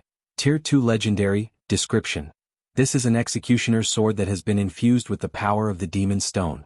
After being forged with divine power, it possesses extraordinary strength. It can directly cut through other weapons, but because of its heavy weight, it requires enough strength to be used flexibly. Requirements: 18 strength. Strength requirement +2. Effects: Demon Stone's characteristics: Beheading characteristic, Sharpness characteristic, +8 sharpness, +7 penetration, +5 toughness, +5 armor break, +5 fire damage. Weapon special effect: Demon Stone's characteristics. This weapon has been infused with a special demon stone, which makes the weapon extremely heavy. It can cause more damage to the enemy, but it also causes strength requirement +2. Weapon special effect: Beheading characteristic. This weapon can cause more damage when it is used as a beheading attack. Weapon special effect: Sharpness. Because of the power of the demon stone, this weapon can cut through all non-rare grade weapons in battle. There is a high chance that a rare grade weapon will be cut through, and a small chance that a legendary weapon will be cut through. It was a beheading sword that was burning with flames. It was the work of a god. Although it was not at the level of a divine artifact, it had a powerful characteristic. That is, it could cut through the enemy's weapon. The biggest characteristic of the destructive substance was that it could cut through all non-rare grade weapons. The same applied to rare grade weapons, and even legendary weapons could be cut through. The weight and density of the material made it quite amazing in terms of sharpness and penetration. This weapon was even more dangerous than icing death. However, its weakness was also quite obvious because it weighed over 100 kilograms. Only a being like the demon incarnation could use it flexibly. The beheading sword was originally a two-handed weapon. When using a two-handed weapon, there was also an obvious requirement on the size of the body. The demon incarnation could use it flexibly, but it was rather inconvenient for the main body. This was a weapon specially prepared for the Balrog. A gentle sea breeze blew against his face. When Olaf Seadog woke up, he found himself drifting on a beach. In front of him was a barren land. After waking up a little, he immediately felt the hunger in his stomach. "Is there anyone alive?" Seadog stood up and shouted. Unfortunately, he didn't receive any response. Almost all of his men were dead.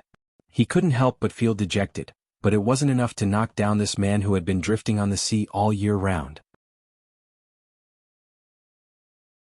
After checking his body and confirming that he wasn't seriously injured, he took his weapon and walked towards the beach. Damn that storm. Traveling on the sea would inevitably lead to some disasters.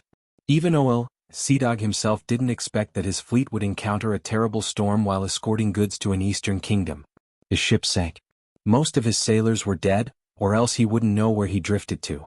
He was feeling very depressed because even with his rich sailing experience, he didn't know where he drifted to. He was sure that this was the Eastern world.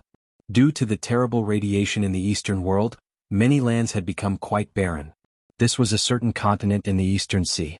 Well, Seadog couldn't be sure if it was a continental shelf or a large and desolate island.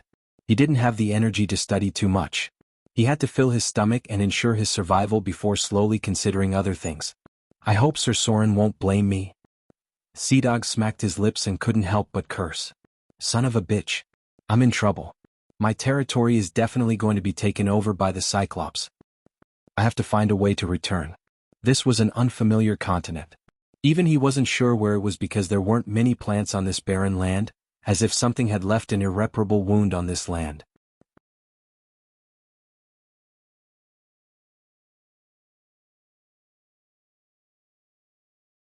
Chapter 589. Everything before his eyes was so desolate. Sea Dog dragged his weary body forward, feeling as though his mouth was about to crack and bleed. Ahead of him he could only see scattered weeds.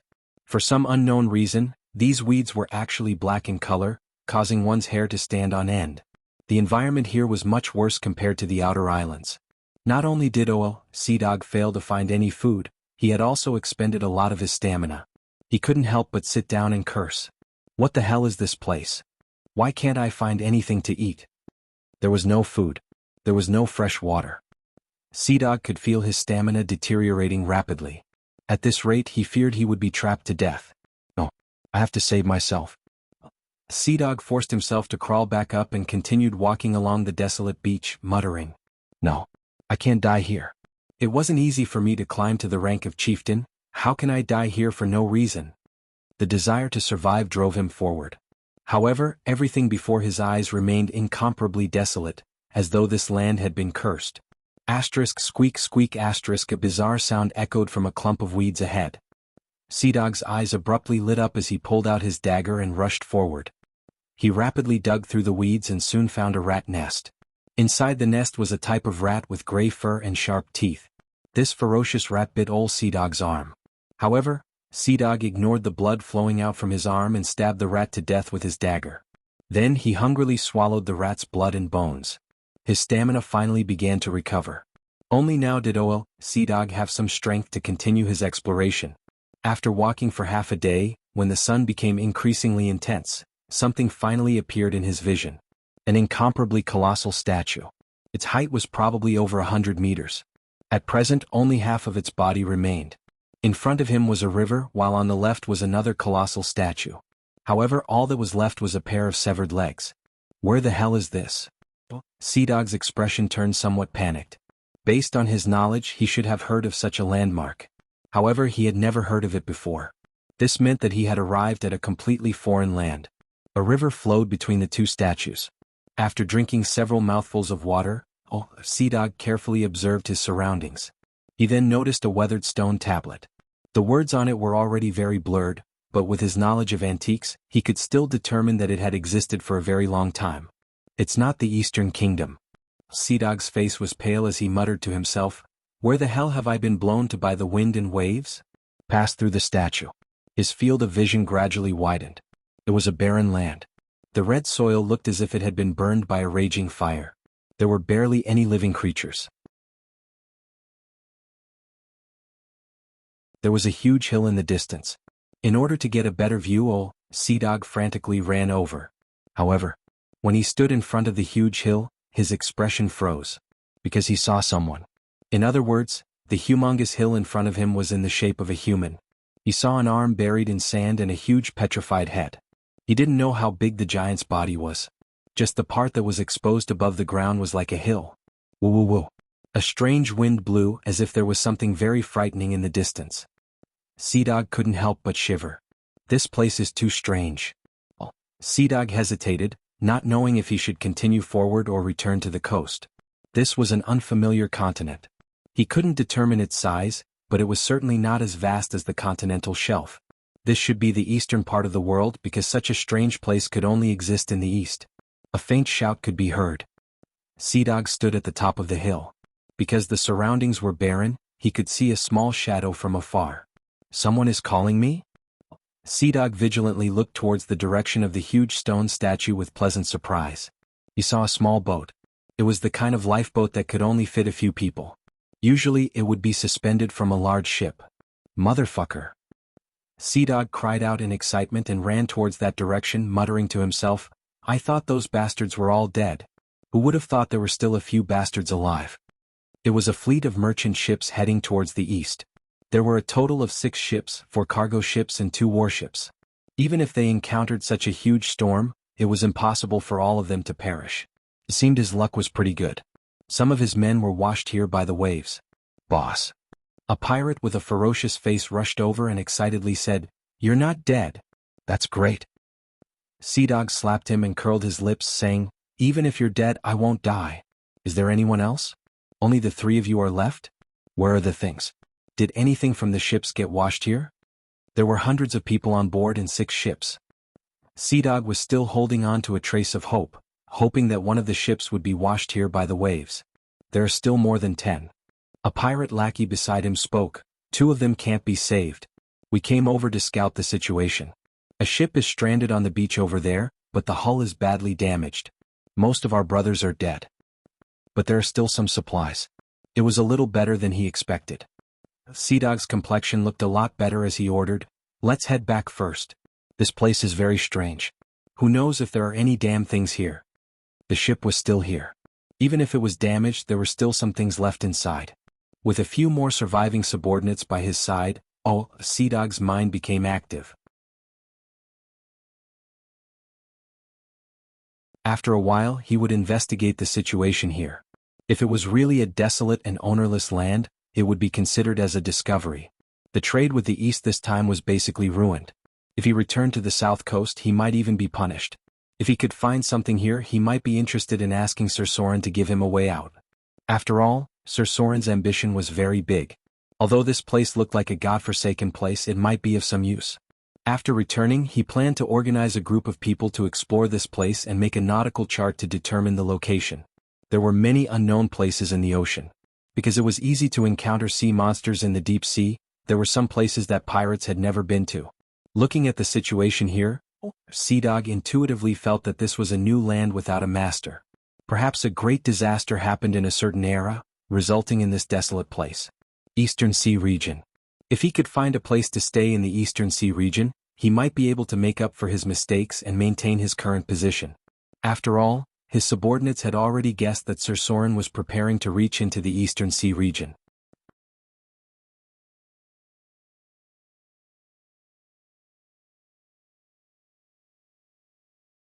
Chapter 590. Back to the coast. Sea Dog saw a big ship stranded, but the hull was broken and leaking. Even the mast was broken. There were corpses of his men on the beach, and the survivors were collecting these corpses. No matter what others said, even if they were notorious pirates, these people were after all brothers who fought back to back. They should at least have a decent grave if they died in a shipwreck. Sea Dog's expression was a little sad.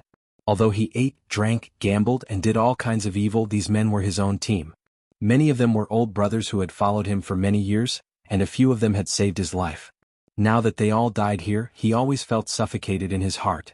These were the elites of Mordor, and there were veterans who had fought with other pirate kings. They did not die under the enemy's sword, but died in a storm. It was really sad to think about it. Pack up. Sea Dog saw the body of a young man. This was the nephew of one of his old brothers. He had followed old Sea Dog for a long time. He had also received assassin training in Motor City. His skills were quite good. This young man, who was supposed to be very promising, had now become a cold corpse. Sea Dog squatted down and closed his eyes. The corners of his eyes were a little wet. Almost all of them were dead. Hundreds of brothers, I don't know how many of them survived. Sea Dog couldn't wait to slap himself a few times. At that time, the navigator told him that the storm was approaching, but he was greedy to reach the Eastern Kingdom as soon as possible. As a result, the fleet did not dock for a day and was directly caught by the terrible storm. It would be a lie to say that he did not feel pain and self-blame. The pirates of Mordor were all veterans, and their friendship was accumulated with blood and fire when they conquered other pirates. Now that so many people were dead and injured, even if he went back alive, he didn't know how to explain it to Sir Soren. Sea Dog was not decadent for long. Soon he stood up again and said in a deep voice, "Everyone pack up the things that can be used. No matter what, we have to get out of here alive." His men quickly moved. With a leader, they had a backbone. The materials on the broken ship were collected little by little. Boss. At this moment, a limping pirate arrived before Sea Dog and handed him a black flag. "This thing is still here. Should we bring it along?" Black flag.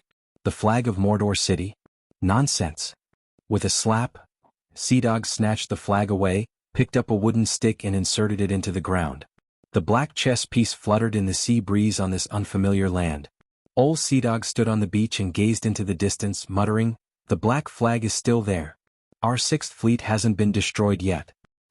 When we encounter other pirates we can still regroup." The subordinate next to him didn't understand and muttered, "Just the few of us?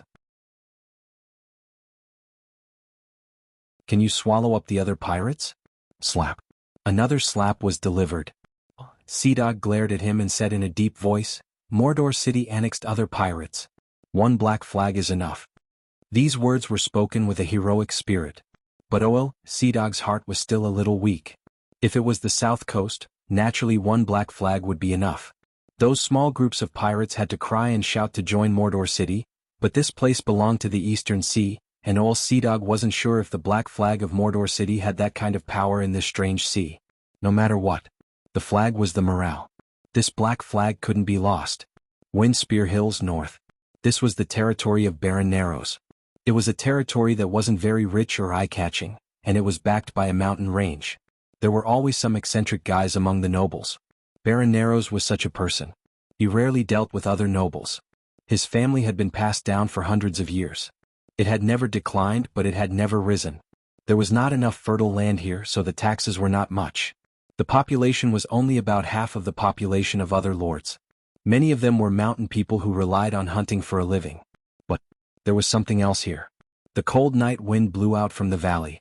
Two young men were standing guard around a bonfire. The temperature here dropped a lot at night. As a slightly different creature, they were actually afraid of the cold. Because they were snake people. They were born cold-blooded animals. Even if they disguised themselves well, their nature couldn't be changed. "It's so cold." One of the young men approached the bonfire and said in a slightly cursed tone, "That bitch Ulrika is back."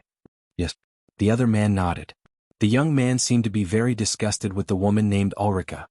He cursed, "Why didn't that bitch die outside? Last time she went out on a mission. So many people died and only she came back. Since she came back it has been strange. Later there were even people from the Fierce sect who came to find her. If you ask me, the failure of the mission must have something to do with her. She should be executed directly." His companion next to him didn't answer, which made the young man feel strange. He turned his head and took a look, but found that the other party was staring blankly ahead. His eyes seemed to be shrouded in fear. Horrifying. This situation almost scared him. When he looked at the direction of his companion's line of sight, he suddenly felt a little strange. There was a little girl in front of him. She was a very, very cute little girl. She looked to be around 10 years old and was wearing a black princess dress. Her delicate legs were covered with snow-white stockings and a pair of exquisite leather boots. She looked at the two people in front of her with a smile. Her smile was so cute and moving that it was as if she was a little angel that had fallen to earth. However, everything in front of him made him involuntarily feel cold all over. Even his body began to stiffen. An indescribable sense of fear shrouded his mind. Finally found them. The cute little girl clapped her little hands and muttered to herself, "Vivian, do you think we should kill them? Or kill them?" She was strangely talking to herself. Some kind of power shrouded the two young snake people, making them unable to make a sound even if they wanted to shout. "Lillian." The cute little girl stood on the spot and muttered to herself. She whispered, "These two people may be of some use. The snake people are a very excellent race. Maybe we can consider controlling them first and then conquering the Fierce sect." "Okay. Then let's not kill them first. Let's go and see another little toy." It turns out that the Fierce sect has found our little toy. No wonder that happened. A light breeze blew. The two young snake people suddenly regained consciousness, but their bodies were still shrouded in a chill. Too terrifying. Although she looked like a cute little girl, her aura was too terrifying.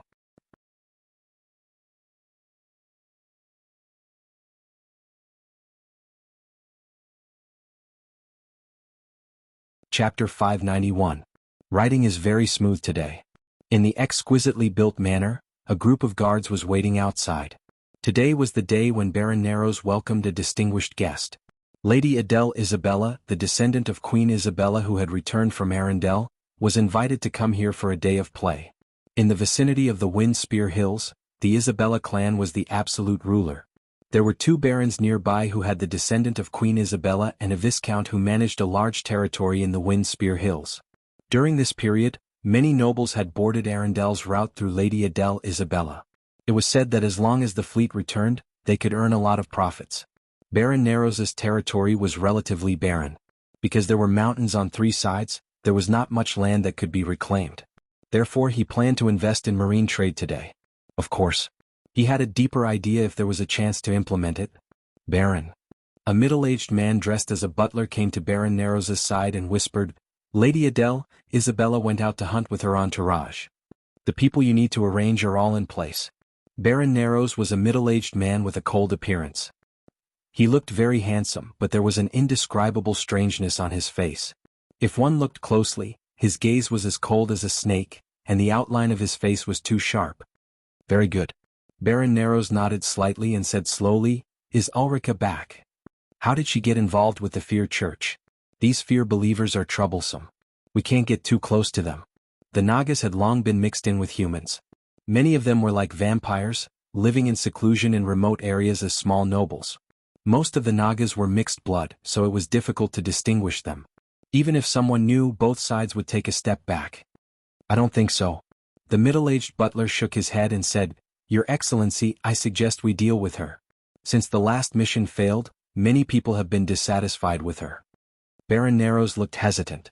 He hesitated because Ulrica was actually his illegitimate daughter. The Nagas could not only reproduce with other Nagas, but they also had no reproductive isolation with humans. Therefore many Nagas were born this way. The purebred Nagas were oviparous. However, the mixed-blood Nagas became viviparous. Baron Narrows didn't have much affection for his daughter, but she was still his daughter. He didn't want her to be punished too severely.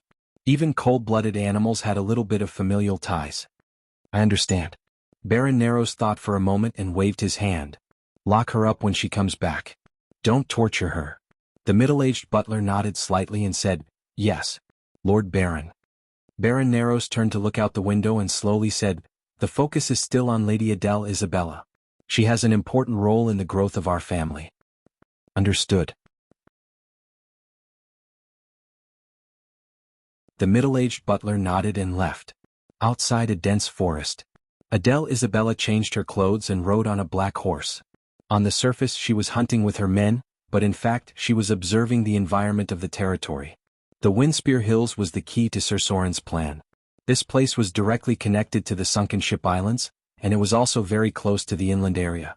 She had heard a little about Baron Narrows. This was a family with snake blood. They were obstacles that needed to be cleaned up. In just a few months, Adele Isabella had already gained her own reputation in the south. She was also secretly operating. Now she was just waiting for the right opportunity. "Let's stop here."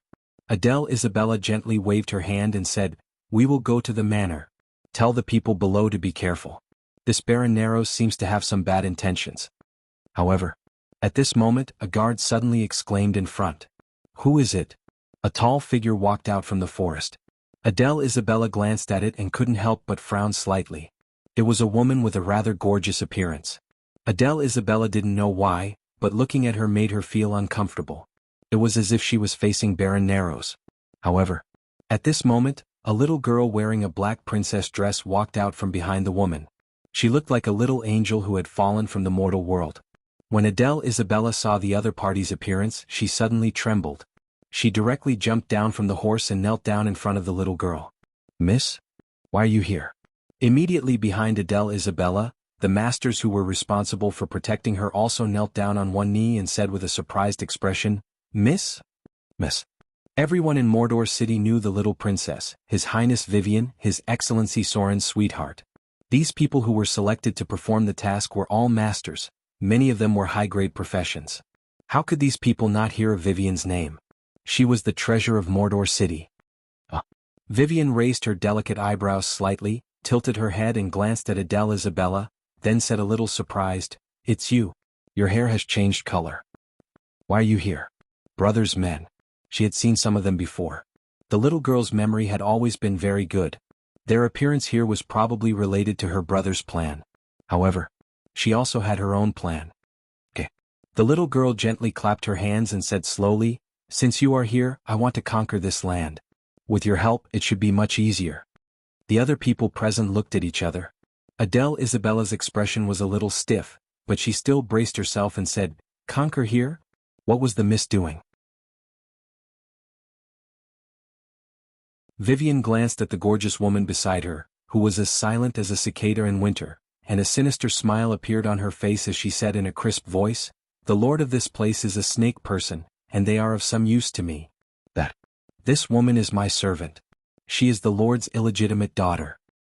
Let's kill the lord later and then let her control the snake men. It's a very simple matter." The other people present twitched their mouths. Adele Isabella's forehead was overflowing with cold sweat, and she said carefully, "Your Excellency Vivian, I'm afraid it's not that simple. Many of them may not be willing to obey you." Clap, clap, clap.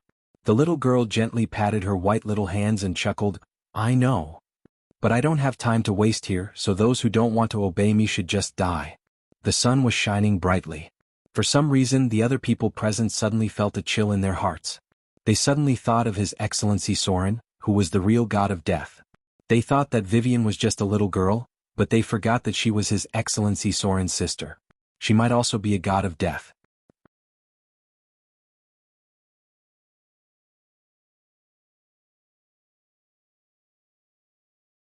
Chapter 592. Baron Nero's Mansion. This exquisite noble manor was filled with a faint smell of blood.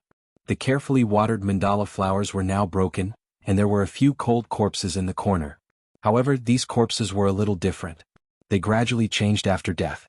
A layer of silver-white scales appeared on the surface of their skin. It looked like they had psoriasis. These were all mixed-blood Nagas. The blood of the Nagas turned them into creatures between humans and snakes. Mississippi. Now Adele Isabella was wearing a tight leather armor, revealing her tall and moving figure. She was holding a long sword in her hand, which was still stained with blood. There were other high-grade professions from Mordor City nearby, and there were many snake people's corpses scattered on the ground. Baron Nero's was among these corpses. Part of his brain had been corroded by strong acid. As a half-legendary Naga, he should have died the most aggrieved death. He didn't even have time to react before he was drowned by the sea of spells. In terms of the ability to cast instant spells, Soren could only carry Vivian's shoes. In a round of attacks, Arcane Missiles X8, Flame Arrows X3, and Melf's Acid Arrows X3, a quasi-legendary Naga Lord was killed by Vivian on the spot. The little girl originally had a very high level of Warlock, and now she was also a part-time wizard. It could be said that she completely crushed the majority of spellcasters in terms of spell slots, especially when it came to low-level spell slots. Vivian's intelligence and charm were extremely high, and just the number of first-level spell slots added up to a terrifying 13. The poor Baron Nero's was shot into a sieve. The rest of the battle was left to Adele Isabella and her elite subordinates. The Nagas did not have much ability to resist and were quickly suppressed. Mississippi, a Naga who looked like a middle-aged butler was brought in front of Vivian. Adele went over and kicked his knee, forcing him to kneel in front of the little girl. Vivian's expression was very calm. She looked at the Naga in front of her and said slowly, "Surrender or die?" It was a very simple question. The middle-aged Naga struggled, but in the end, he shook his head and a trace of hatred appeared in his eyes. "Disintegrate." A green beam of light shot out, and the middle-aged Naga butler was disintegrated just like that. Vivian calmly waved her small white hand and nonchalantly said, "Next." The second Naga was brought up. The little girl asked the same question again, "Submit or die?" A second corpse appeared. Vivian did not seem to be impatient. When the third Naga was brought up, she still had the same expression. She calmly said, "Submit or die?" At this moment, the Nagas could no longer suppress the fear on their faces. Even the nearby advanced professionals kept quiet out of fear, as if they saw the shadow of Sir Soren and Vivian. Back then, the Order of the South Coast was established amidst such peaceful but cruel killings. "I'm willing to serve you." The Naga knelt in front of Vivian. At the same time, a special wave of magic emerged, accompanied by the pressure of the domain of fear. Vivian left her enslavement mark on the Naga in front of her. Fear could help her enslave servants. Everything in front of them was still going on. Vivian asked methodically, and any Naga who refused would be killed mercilessly. The whole process was simple but efficient. Vivian's new servants had finished counting. There were a total of 123 Nagas. All of them were professionals. Excluding the female Nagas who were not strong in combat, there were still more than 50 Nagas whose strength was above grade 2, and 12 of them had reached grade 3 or above. Just like that, a useful armed force was born. Time passed quietly. During this time, something happened near the Wind Spear Hills. That was, a lord near the Wind Spear Hills accidentally died under the attack of the evil Nagas. These evil Nagas attacked Baron Narrows and killed him and his 2 sons in cold blood. Although Lady Adele Isabella from Arundel went to visit at that time, and the advanced professionals brought by the lady were fully protected, they still suffered heavy losses. More than half of Baron Narrows's guards were killed or injured, and even he himself died of exhaustion after heroically killing 3 evil Nagas.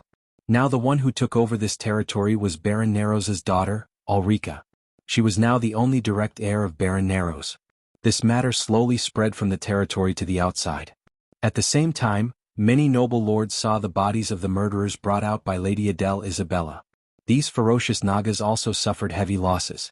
On the one hand, the nobles in the south mourned the tragedy of Baron Narrows. On the other hand, they gloated to see if they could get some benefits. Witnesses, physical evidence, and the bodies of the murderers. Even if everything in front of them was strange, no one was willing to delve into it. Because too many things had happened recently. All of this was done by the Mordor Intelligence Organization.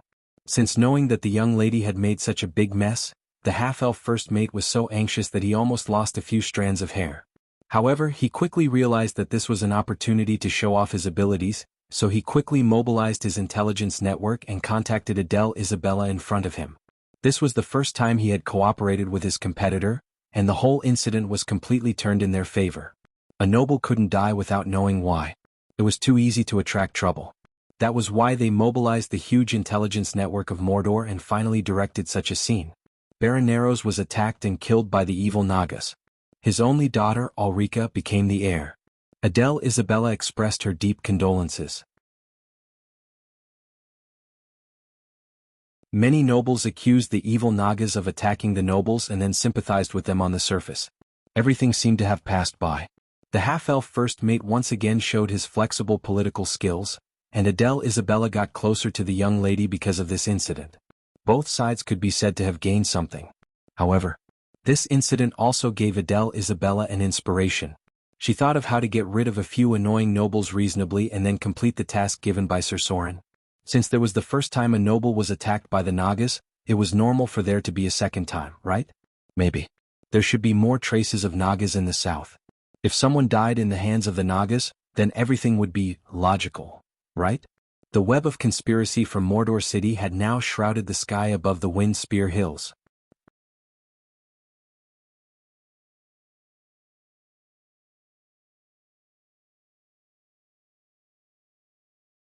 Chapter 593.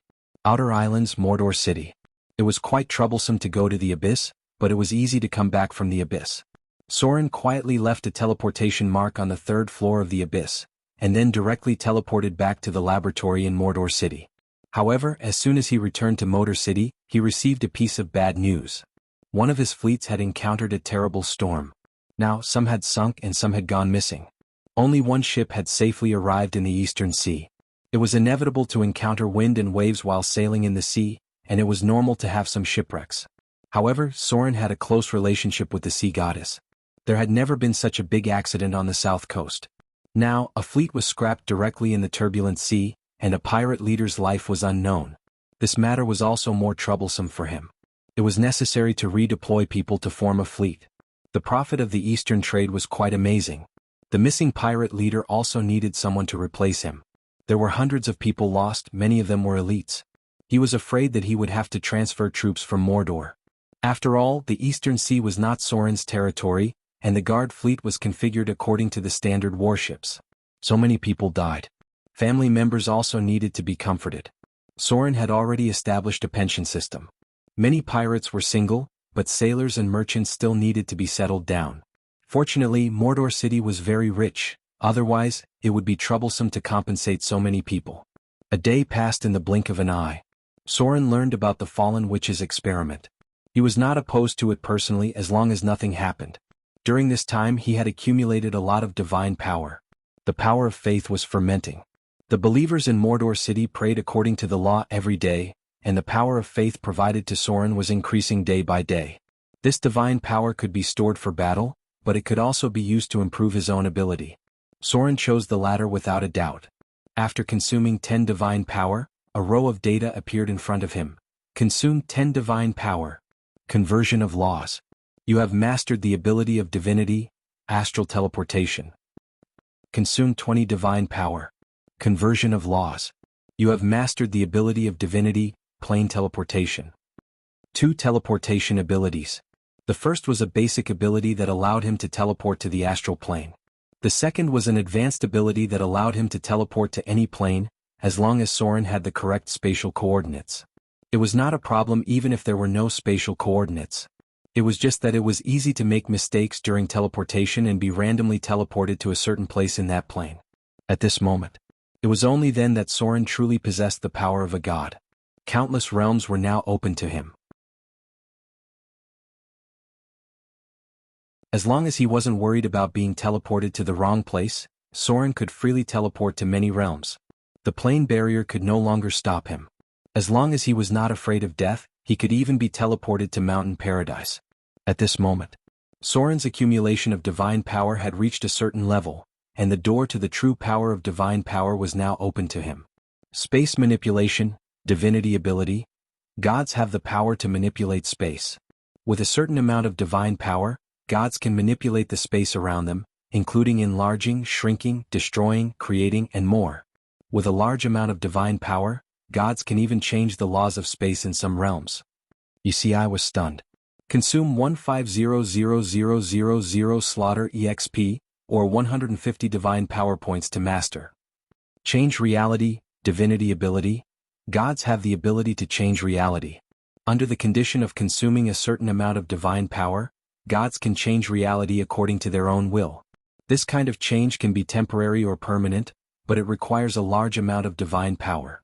Consume 150,000 slaughter EXP, or 150 divine power points to master. Cold immunity, divinity immunity. Gods can be immune to some damage. After mastering this ability, gods will be immune to any cold damage. No spells or other damage will work on gods. This immunity includes any legendary spells. Even other gods will not be able to hurt you with cold attacks. Consume 5,000 slaughter EXP, or 50 divine power points to master. Fire immunity, divinity immunity. Gods can be immune to some damage. After mastering this ability, gods will be immune to any fire damage.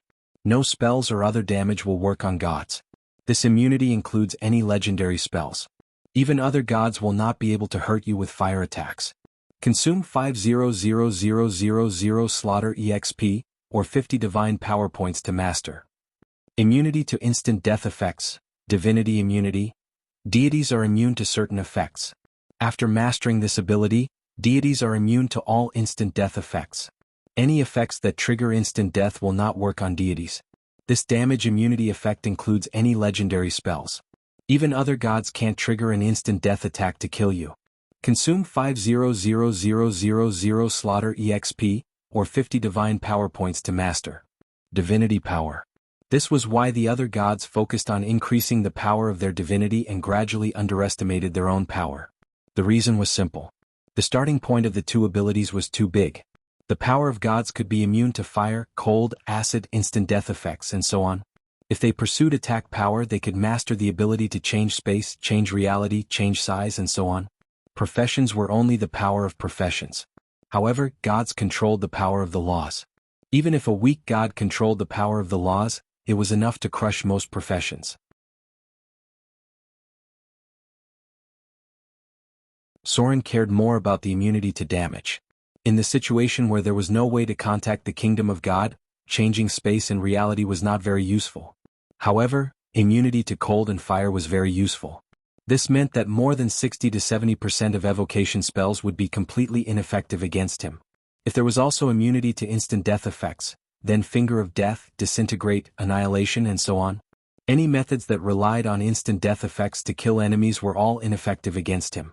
It completely wiped out the possibility that some enemies could rely on luck to kill him. But it was a pity.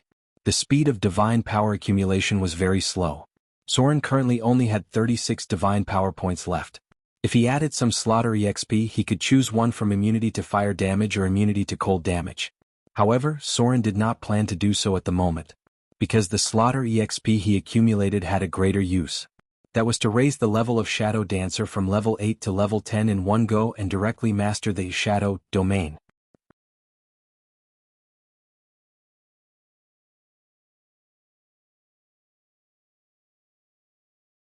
Chapter 594. There was more data on this one. Shadow Dancer could only be upgraded to level 10 at most. As a special advanced profession, it also had its own limits. In the future, unless Soren advanced to another special profession of Rogue, he could only upgrade the profession level of Rogue. Max level Shadow Dancer. For Soren, who had a little bit of OCD deep in his heart, this was undoubtedly the first choice. Not to mention that he also had the domain of Rogue, so in this case he could easily master the Shadow Domain. A new domain ability. After having the Pirate Domain, Soren would have a second domain ability. But this was not the most important thing. More importantly, if Soren had the Shadow Domain, then his ability could be reflected back to his believers. From now on, Soren's priests would have an additional domain power that they could access. The Shadow Domain could give them a natural stealth ability and thus the ability of the Shadow Plane. In short, this meant that Soren's priests would have the stealth bonus of most rogues, and they would have a higher understanding of shadows. However, there was a price to pay for this. Soren's relationship with the Shadow Lord would be worse because of this, and the possibility of conflict between the two sides would be higher and higher. On one hand it was the increased power and on the other hand there were potential enemies. Soren did not hesitate for too long and made a decision. If the enemy wanted to come, then so be it. He had accumulated more and more strength. Although he was just a new god, he had gradually gained a foothold. A row of data appeared in front of him. Shadow Dancer profession has been upgraded to level 9. Received 37 DX 29 plus INT 25 to 10, asterisk 0. 5. Skill points, HP increased by 15, profession HP 8 plus, con 24 to 10, asterisk 0. 5. You have received a free attribute point. You have received a talent point. Shadow Dancer profession has been upgraded to level 10. Received 37 DX 29 plus INT 25 to 10, asterisk 0. 5. Skill points, HP increased by 15, profession HP 8 plus, con 24 to 10, asterisk 0. 5. Your intuitive evasion proficiency, reflex evasion proficiency, and flexible mind abilities have been upgraded. Your shadow control ability has been upgraded to Shadow Dominator. Your shadow jump, 200m, ability has been upgraded to Shadow Jump, 300m. Domain control. The power of shadow has been integrated into your body and soul. You have mastered the legendary ability, Shadow Realm. Divine power change. Godhood fusion. Divinity fusion. Your legendary rogue ability, Shadow Domain, has been transformed into Divinity Domain, Shadow. The power of the shadow seeped into his body. Soren could vaguely feel the power of the law fusing with him. It wasn't just a physical fusion, but also a fusion of his divinity and divinity. The power of the Shadow Domain.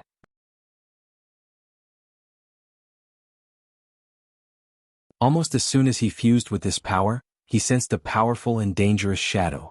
Of course, that powerful and dangerous shadow also sensed Soren.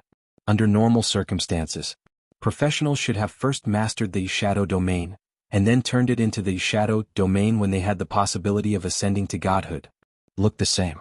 But in fact there was a big difference.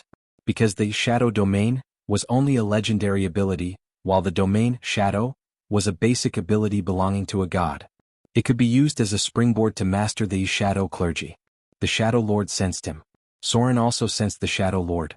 As he mastered the Shadow Domain, he was also qualified to kill the Shadow Lord and take over the Shadow Clergy. A moment of collision. Soren's face was slightly pale. Because when he was fusing with the Shadow Domain, the Shadow Lord taught him a small lesson. It was as if warning him not to challenge himself. Soren's face was pale, but in the end he took a deep breath and gradually calmed down. The battle between the gods was cruel. Even if it was just a potential threat, the Shadow Lord didn't mind showing his great power. The short confrontation quickly passed. Soren temporarily put down the Shadow Lord's mental attack on him and began to distribute the attribute points he got. One free attribute point was added to dexterity, raising it to 30 points. The dexterity of a god. As if he had broken through a certain threshold, Soren even felt light as if he could ride the wind and return home. One talent point. Without even looking at the legendary ability, Soren directly chose Perfect Dual Wielding. A true dual-wielding ability. Soren's most terrifying ability was the ability to upgrade. It could perfectly replicate the attack of both sides. Perfect dual-wielding, legendary ability. Your left hand and right hand have been trained to a near-perfect state. When you launch any physical attack, your left hand can perfectly replicate the number of attacks you can launch with your right hand. This powerful legendary ability is not discounted at all. You won't suffer any damage reduction. From now on, there are not many enemies in the entire multiverse who can match your speed and number of attacks. It had taken shape. His combat ability had finally taken shape. At this moment, Soren even wanted to roar to the sky. Because now, even if he was facing other gods, he didn't have the slightest fear. 12 slashes in a second. If he used greater haste, Soren's attack number and speed could continue to increase. If he could master Whirlwind in the future, Soren even had a 90% chance of using the legendary Blade Storm. Perfect dual wielding. From now on, Soren's attack speed was enough to make him look down on many creatures in the multiverse. At this moment, Soren's attributes had changed. Name: Soren, Saint Form, Minor Divine Power, Race, Half-Elf, Son of Slaughter. Attributes: Strength 21 plus 9, Giant Strength plus 6, Dexterity 30 plus 4, Constitution 24 plus 4, Intelligence 25 plus 4, Wisdom 18 plus 3, Charm 19 plus 3. Alignment: Lawful Evil Profession, Level 10 Commoner / Level 7 Rogue 0526500 / Level 10 Shadow Dancer, Max / Level 10 Wizard 0217500 / Level 1 Arcanist 0255000. Grade 5 Health Points 385385. Strengthen Experience Points 15075. Slaughter EXP 3545. Profession EXP. Unassigned Skill Points, none Attribute Points, none Legend Level, 100 Divinity Points, 40. Minor Divinity, requires 100 points to upgrade, Minor Divinity.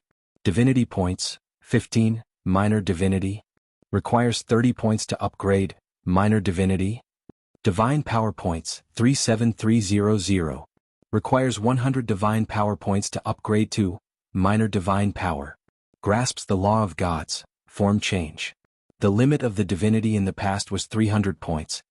Clergy, Half-Elf, Rogue Domain, Pirate, Shadow Status, Normal Basic Skills, Sneak 365, Literacy 320, Steal 125, Pick Lock 125, Snare 110, Focus 155, Negotiate 175, Appraise 75, Deceive 120, Intimidate 275, Taunt 125, Perform 105, Listen 105, Dodge 215, Parry 115, Block 75, Heal 105, Search 95, Detect 115, Copy Scroll 85, Spell Identification 70, Survival 120, Use Magic Equipment 75, Cooking 44, Alchemy 75, Forge Magic Weapon 35.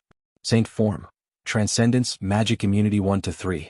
Divinity Abilities: Language Proficiency, Character Proficiency, Interplane Communication, Form Change, Astral Teleportation, Plane Teleportation. Legendary Skills: Perfect Dual Wielding, Omnipotent Hands, Legendary Evasion, Legendary Battle Skills, Epic Dexterity, Epic Intelligence. Special Abilities: God Slayer, Blessing of the Misfortune Goddess, Blessing of the Sea Goddess, Dragon Blood Baptism LV2, Heart of Slaughter, Slayer, Death Walker, Ascetic, Erudite, Blasphemy. Personal Abilities: Nimble Left Hand, Eidetic Memory, Perseverance, Encyclopedic Knowledge, Spellcasting Proficiency, Reflex Evasion, Intuitive Evasion, Roll Evasion, Agile Movement, Evade Sight, Dark Vision, Combat Spellcasting, Mobile Spellcasting, Spell Control, Empower Spell, Maximize Spell, Minor Magic Resistance, Minor Cold Resistance, Medium Fire Resistance, Minor Poison Resistance, Minor Electric Resistance, Strengthen, Intermediate Regeneration, Telepathy 100 feet. Profession Abilities: Arcane Memory, Arcane Counterspell, Arcane Runes, Shadow Dominator, Nimble Mind, Military Weapon, Proficiency, Curved Sword, Legendary. Combat skills: Summon Shadow, Shadow Jump, 300 meters, Shadow Strike, Shadow Jump, 2 times, Fear Gaze, Divine, Fear, Divine, Vampiric Touch, Divine, Sword Form, Heavy Hack, Sword Form, Horizontal Slash, Sword Form, Beheading, Sword Form, Waist Chop, Sword Form, Spinning Strike, Spinning Slash. The Shadow Dancer was now maxed out. Even though Soren was a god, he could not continue to level up the Shadow Dancer profession because it had reached its limit. This was the first profession that Soren had maxed out. However, it also made him reconsider his position in the future. The rogue profession had reached its limit, and it seemed that it would be difficult to get more abilities if he continued to level up. His focus was still on spell casting. If he had enough slaughter EXP, it would be best to level up the rogue profession to around level 10. It was getting closer to the afternoon. Just when Soren was ready to see the progress of Gloria and Fallen Witch's research, a letter from Arendelle suddenly disturbed his mind. This letter was from Princess Anna. The content of the letter was also very simple. That was, the second prince of the Falcon Kingdom was going to propose to her. Princess Anna was going to ask Soren's attitude in the letter.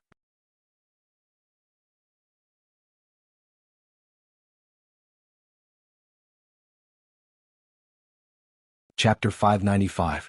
The weight of this letter was heavy. All the content was actually conveying one thing, that is, Princess Anna gave Soren the right to choose. If Soren agreed to let her marry the second prince of the Falcon Kingdom, then she would really marry him.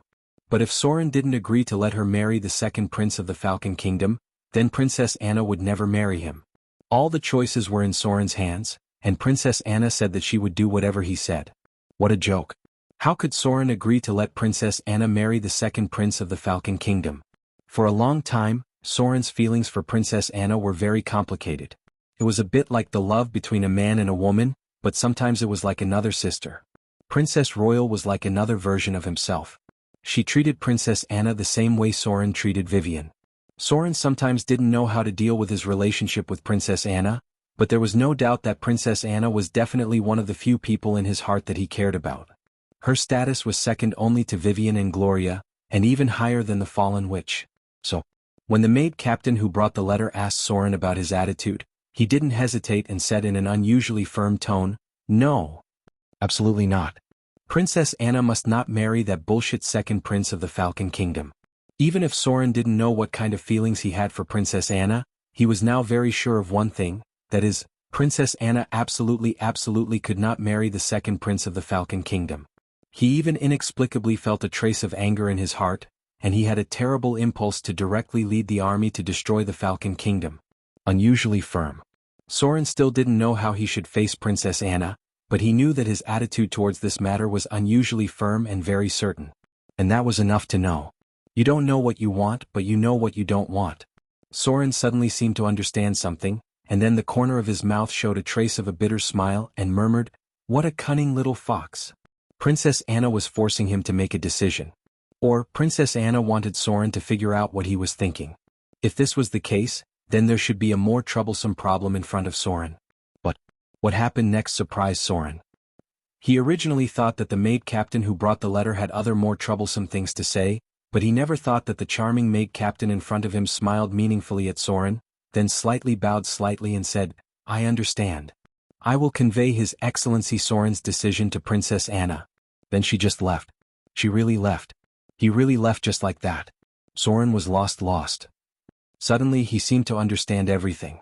Princess Anna was just using this matter to force Soren to make a decision, or to test his deepest thoughts. But she didn't continue to force Soren to marry her. She just wanted to understand Soren's attitude. That was all. That was why the captain of the maids looked at Soren with a meaningful smile before she left, and then simply left. She would convey Soren's decision to Princess Anna. But this decision was limited to his attitude on this matter, and Princess Anna didn't ask for too much. Maybe. For her, it was enough to know Soren's attitude. Headache. Soren was having a headache now. Even if he was a powerful god, he still felt a headache. His little loli had just run away from home, and Princess Anna had come to test Soren's attitude. Maybe there was no problem for the time being, but he would definitely have to face it in the future. Soren had a lot of things to deal with now. Vivian left Mordor, although she still kept in touch with Adele Isabella, a spy that Soren buried on the other side of the Wind Spear Hills. But one thing was that the little girl seemed to have suddenly become rebellious, and she actually planned to face the Dread Lord herself. Soren's attitude towards this matter was like that of all parents. On the one hand he felt very relieved, and on the other hand he couldn't help but worry about Vivian's safety. Just like how she had caused a mess some time ago and killed a southern noble just like that. If it weren't for the fact that Soren had already laid out his own informants in many places, and the intelligence organization of Mordor City, as well as Adele Isabella and the half-elf first mate, who personally cleaned up the mess for the little girl, Vivian would have been wanted by the nobles and the church. Even if she wasn't, it would have caused an uproar. Lillian, the Witch of Fear. This was the first thing that Soren thought of, because the Witch of Fear, Lillian, liked to do things without scruples, so she made enemies everywhere and was finally killed by the Lady of Silvermoon. Soren had an ominous feeling. He seemed to feel that the trajectory of history had been corrected to the original path for some reason, and he had to do something immediately. In Mordor City. Everyone knew that Her Highness Vivian was Soren's treasure, the most dazzling pearl of Mordor City, and the little princess of the entire pirate kingdom. Therefore, after discovering Vivian's trace, Adele Isabella immediately sent the information back to Mordor City. At the same time, this matter also alarmed the half-elf first mate who was personally in charge of many affairs in the Southern Sea region, so he had to temporarily put aside other things and concentrate on dealing with Vivian's situation. Otherwise, they wouldn't have been able to wrap things up so beautifully. The half-elf first mate was the most skillful among all the pirate leaders. This guy seemed to have a natural politician's talent. After receiving the news from Vivian, he immediately sent someone to Mordor City and secretly mobilized people to follow Vivian. What the hell? The little princess of Mordor City insisted on dealing with the Fear Church. What else could they do? Could they let His Highness Soren's beloved daughter deal with those Fear believers alone? It couldn't be helped. They could only grit their teeth and do it. Whether it was Adele Isabella, the half-elf first mate, or the other pirate leaders on the south coast such as the One-Eyed Man, the Butler, the Knight, and so on, they all secretly sent their best men, who were at least at the level of advanced professionals, to the vicinity of the Wind Spear Hills. On one hand they were to protect the safety of Royal Highness Vivian, and on the other hand they were to deal with the Fear believers. This was completely helpless. Anyway, no matter what, Her Highness Vivian, the little princess of Mordor City, the beloved daughter of His Highness Soren, must not have an accident, not even an injury. Others didn't know how important Vivian was to Soren, but how could these pirate leaders not know that His Highness Soren valued Vivian more than his own life? No. The entire Mordor City's intelligence network and secret personnel were all consciously operating crazily with Her Highness Vivian as the core. Almost all the little girl's movements would be sent to Mordor City as soon as possible. At the same time, there was a reinforced platoon of high-level rogues secretly to protect her safety, and there were masters of various professions to guard her outside. Otherwise, Soren would not be able to sit still in Mordor City. On this day, Soren felt a headache coming on, and the other pirate leaders felt the same way. Because Her Highness Vivian's matter was not easy to handle. Whether they could do it well or not was the most important thing to test their ability. Many pirate leaders were ready to show off their abilities in front of His Highness Soren. The half-elf first mate was also full of energy, ready to show off his skills and ability in front of Soren and other pirate leaders. He was not a group of boorish men who only knew how to kill people. As the highest-ranking pirate leader under Soren, the half-elf first mate's strength could not even enter the top 5, so he needed to show his ability at this time. A qualified subordinate must be able to share the burden of the boss. You're tuning in to the Han Lee's Wuxia Adventures YouTube channel. We're so grateful for your support, and don't forget to subscribe to join us on this incredible journey through captivating stories. Your generosity through donations truly makes a world of difference, as it's the primary source of revenue that allows me to expand and enhance this channel for you. Thank you from the bottom of my heart for being a part of this adventure.